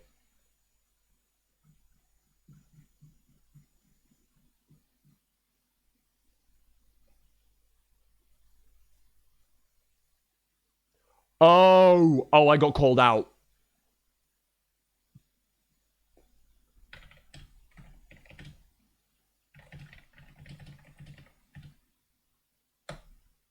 I got called out for barking at the idea of alcohol. It's true, though. It's true.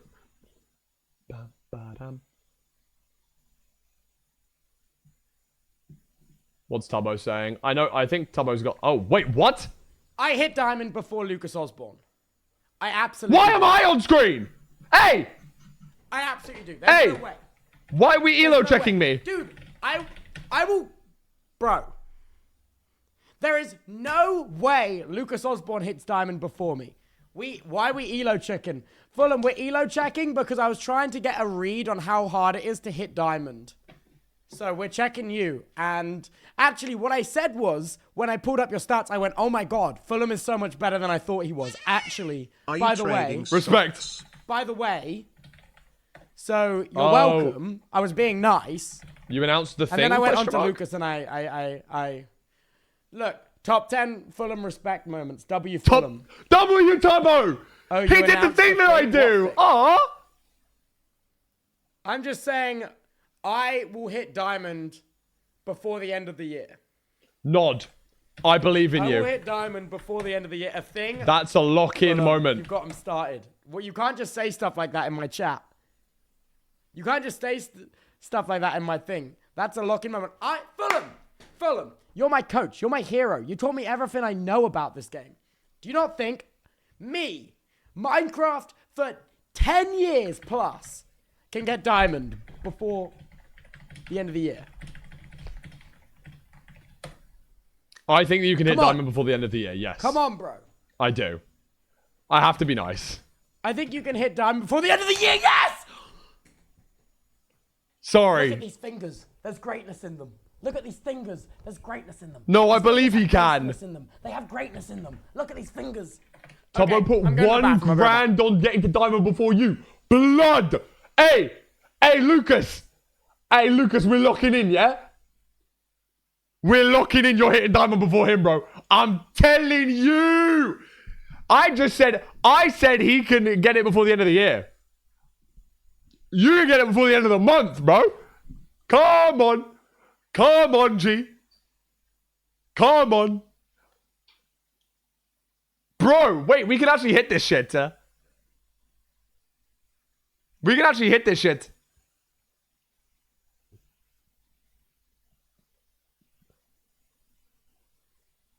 Oh my god, he's still into MCSR. Yes, the brainworms.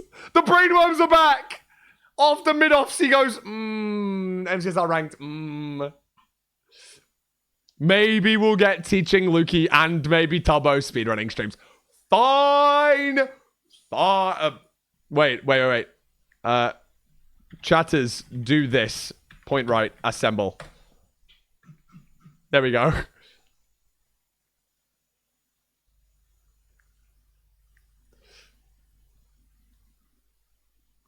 W chat farming from me.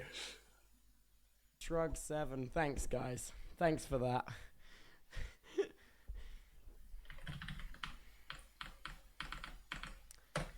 Okay, where was I? Getting back in the ranked. Well, I wish you the best of luck. Wait, are you not going? Are you not getting into diamond? Are you not gonna? 32 months. Wait, is he locked in?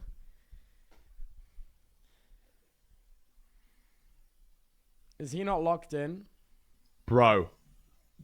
We're actually hitting this. You know I would.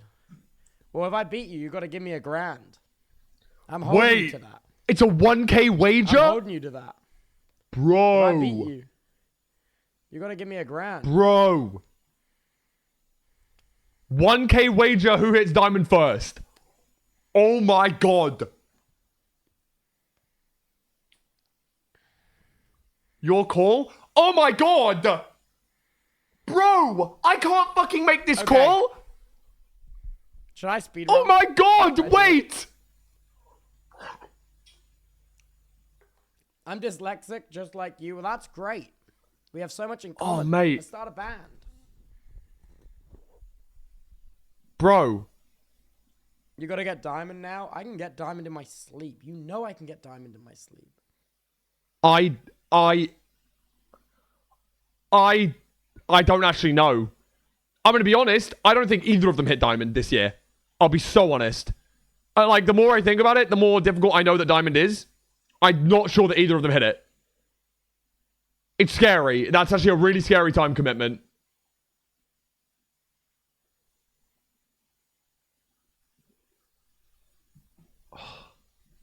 Oh my god, that's actually really insane.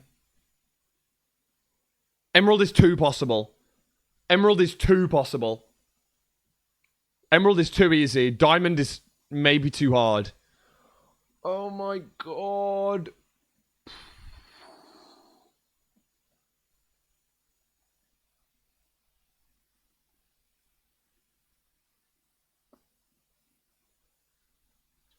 I don't know. I just don't know. I actually have to think about this.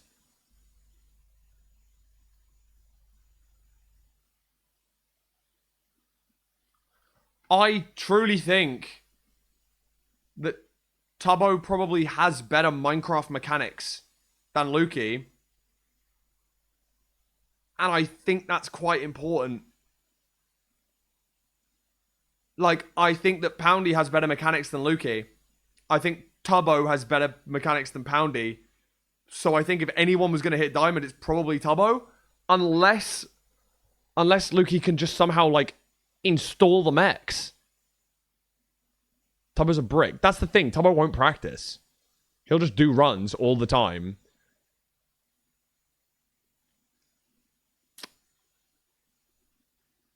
So hard. Oh my god, this is actually hard. Oh. Tubbo's also probably a lot busier.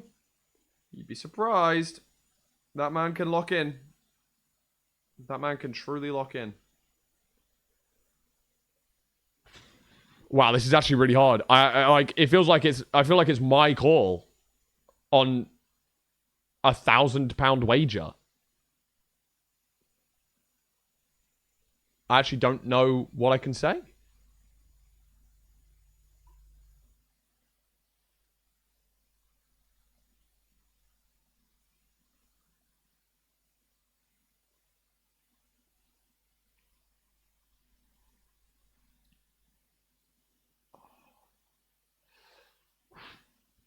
Oh, God, it's actually really insanely impossible. I don't think it's possible for either of them. No, they can get diamond. They can. Oh!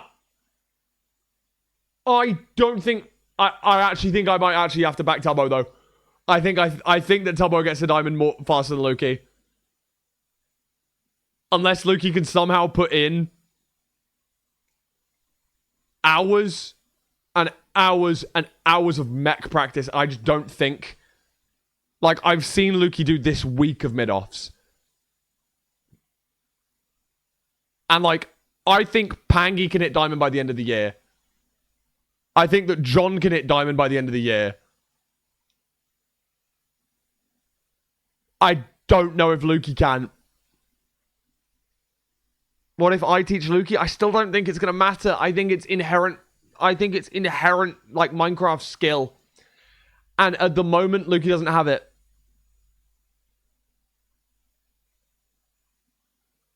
He just hasn't updated his mods either. He's such a prick.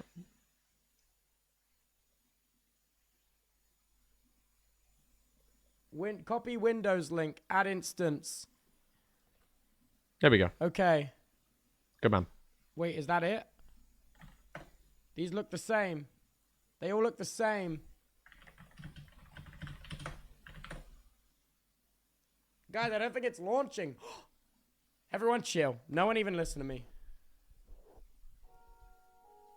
He's so silly, Burger. Oh, yeah. He's so silly, Burger. They're both great. Like, what would be the conditions for him to get that skill? I just don't know. I truly don't know. I don't know what I could do to improve his mechanical skill fast enough in the space of a month and a half.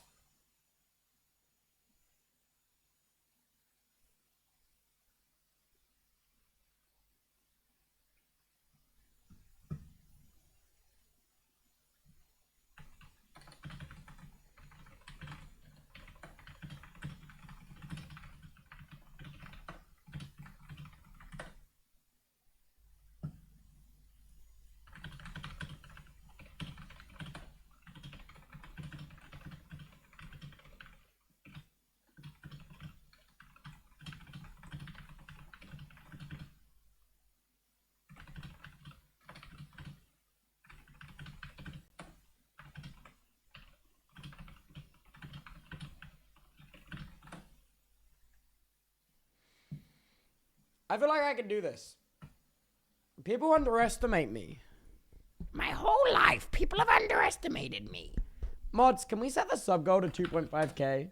I actually don't have any mods. Why do I even say that? Should I put my gamer headphones on?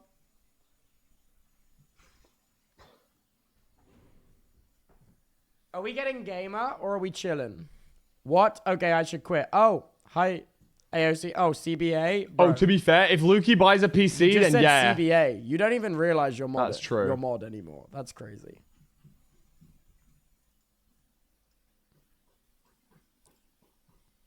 Can I modify my MCSR instance to add borderless full screen? I'm Yeah. here, aren't I? You take what you get.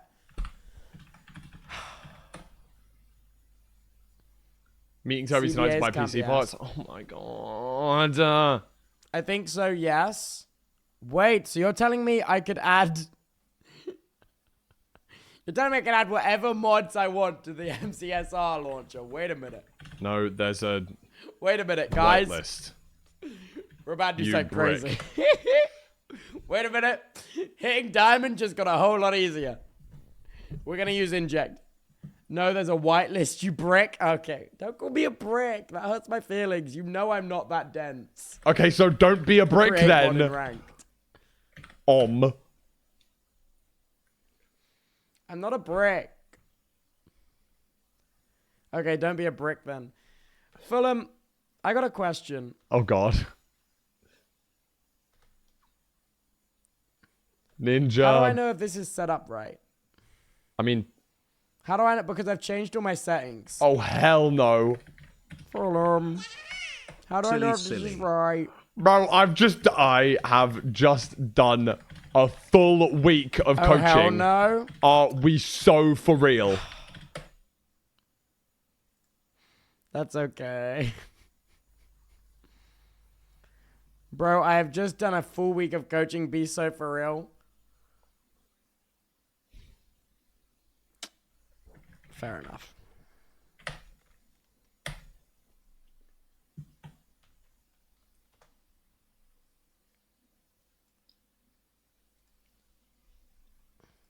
Does this work? Oh.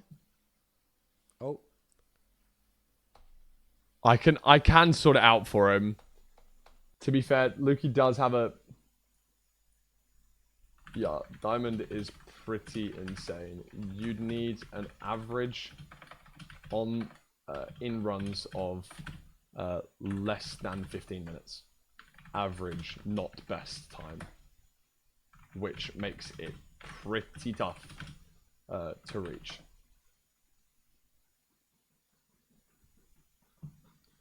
And even then, you need some good fortune. Although, you could do it with about a 17-min average, if you're lucky. But the point is, no less than that.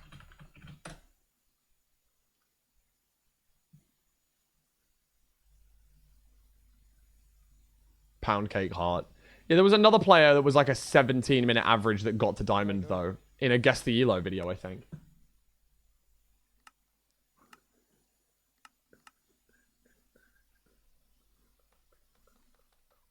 It doesn't work.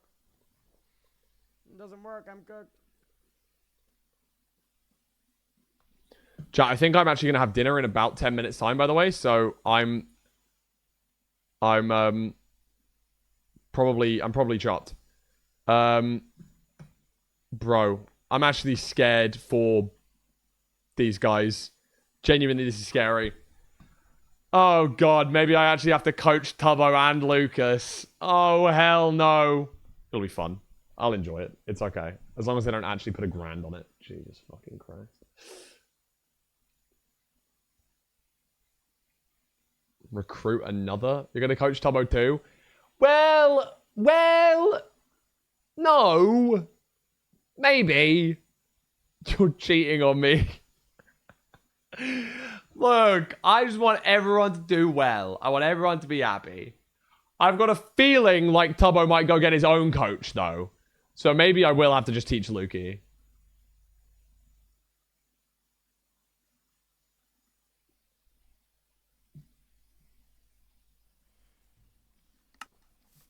Is that I mean, gonna work?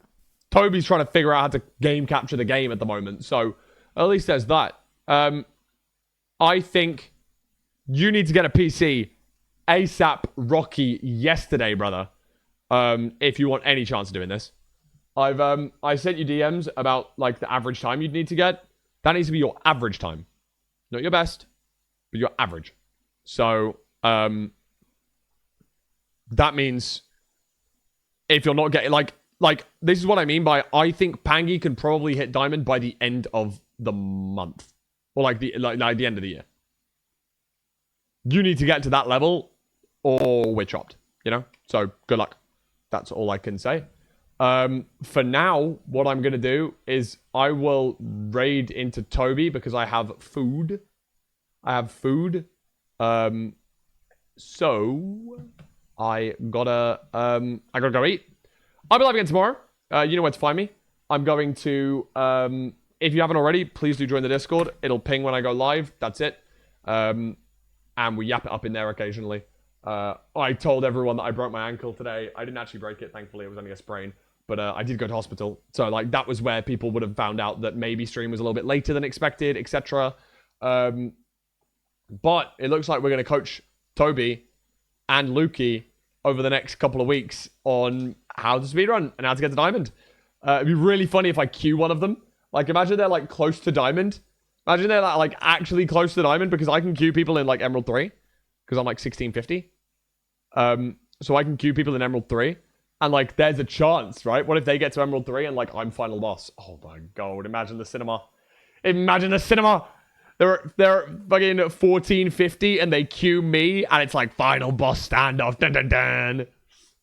No, and then I beat them and it's like you got to go level up your skills to come and defeat me, and then they level up and then boom, and then they come back for round 2 and then they win. Boom. Wow. So you're not queuing. To be fair, I haven't queued in like 2 weeks, so true, possibly. All right then. They queue each other for the match who decides diamond. Bang! Oh my God, that is cinema. That would be cinema. Problem. Should I try practice the read? I should. Oh hell nah. I should try. Oh hell nah. Alright, let's see. Let's see if I still got it. Oh, that's not right. Wait, what do I need to do here? Oh hell nah. Okay. Alright. Cat wait in the 9th slot. That's cute. Oh, where's screen gone? Oh, there it is. Oh. Oh. Oh. I actually... Okay. You suck! That's crazy. I need to change my sense. Well, now it won't work. That's crazy. We're going to be trying that again.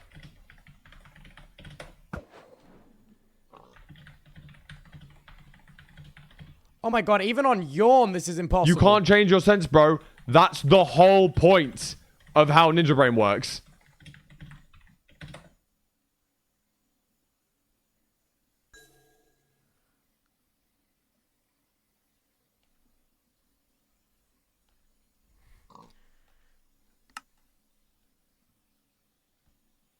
I need to reset boat eye, wait.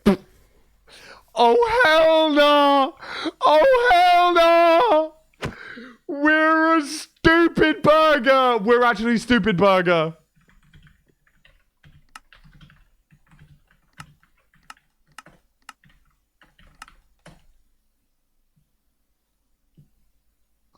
We're actually stupid burger, but okay. What do you mean? You Why are we stupid changed burger? your sense. You have a sensitivity input in Ninja Brain Bot. Cooked. You can't change sense in game because Minus. you have 4. to have it equal to the one in Ninja Brain Bot. 100% certain. Forehead. It's gonna be 100% wrong, bro. You can't change your sensitivity input on Ninja Brain Bot. You can't change the sense in game.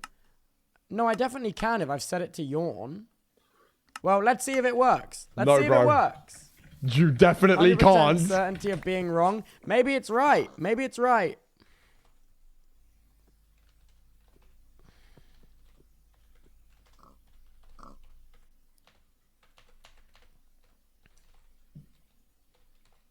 Bro, we're actually 3 IQ. Here we go.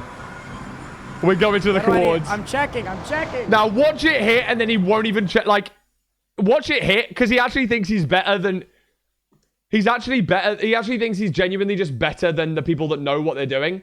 He's never hitting diamond, bro. He's actually never hitting diamond. Let's see if it worked. There's a chance it worked. Nah, I'm not helping if he... nah, bro. Lukey, at least Lucas would listen to me, bro. At least Lucas would listen to me. Oh, what? No way! No way! It didn't hit?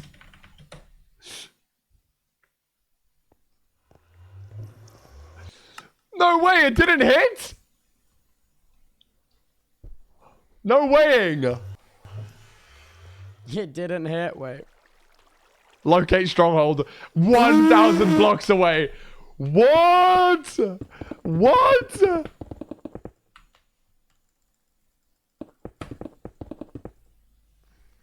No way. Man. Who could have seen that coming? What the hell?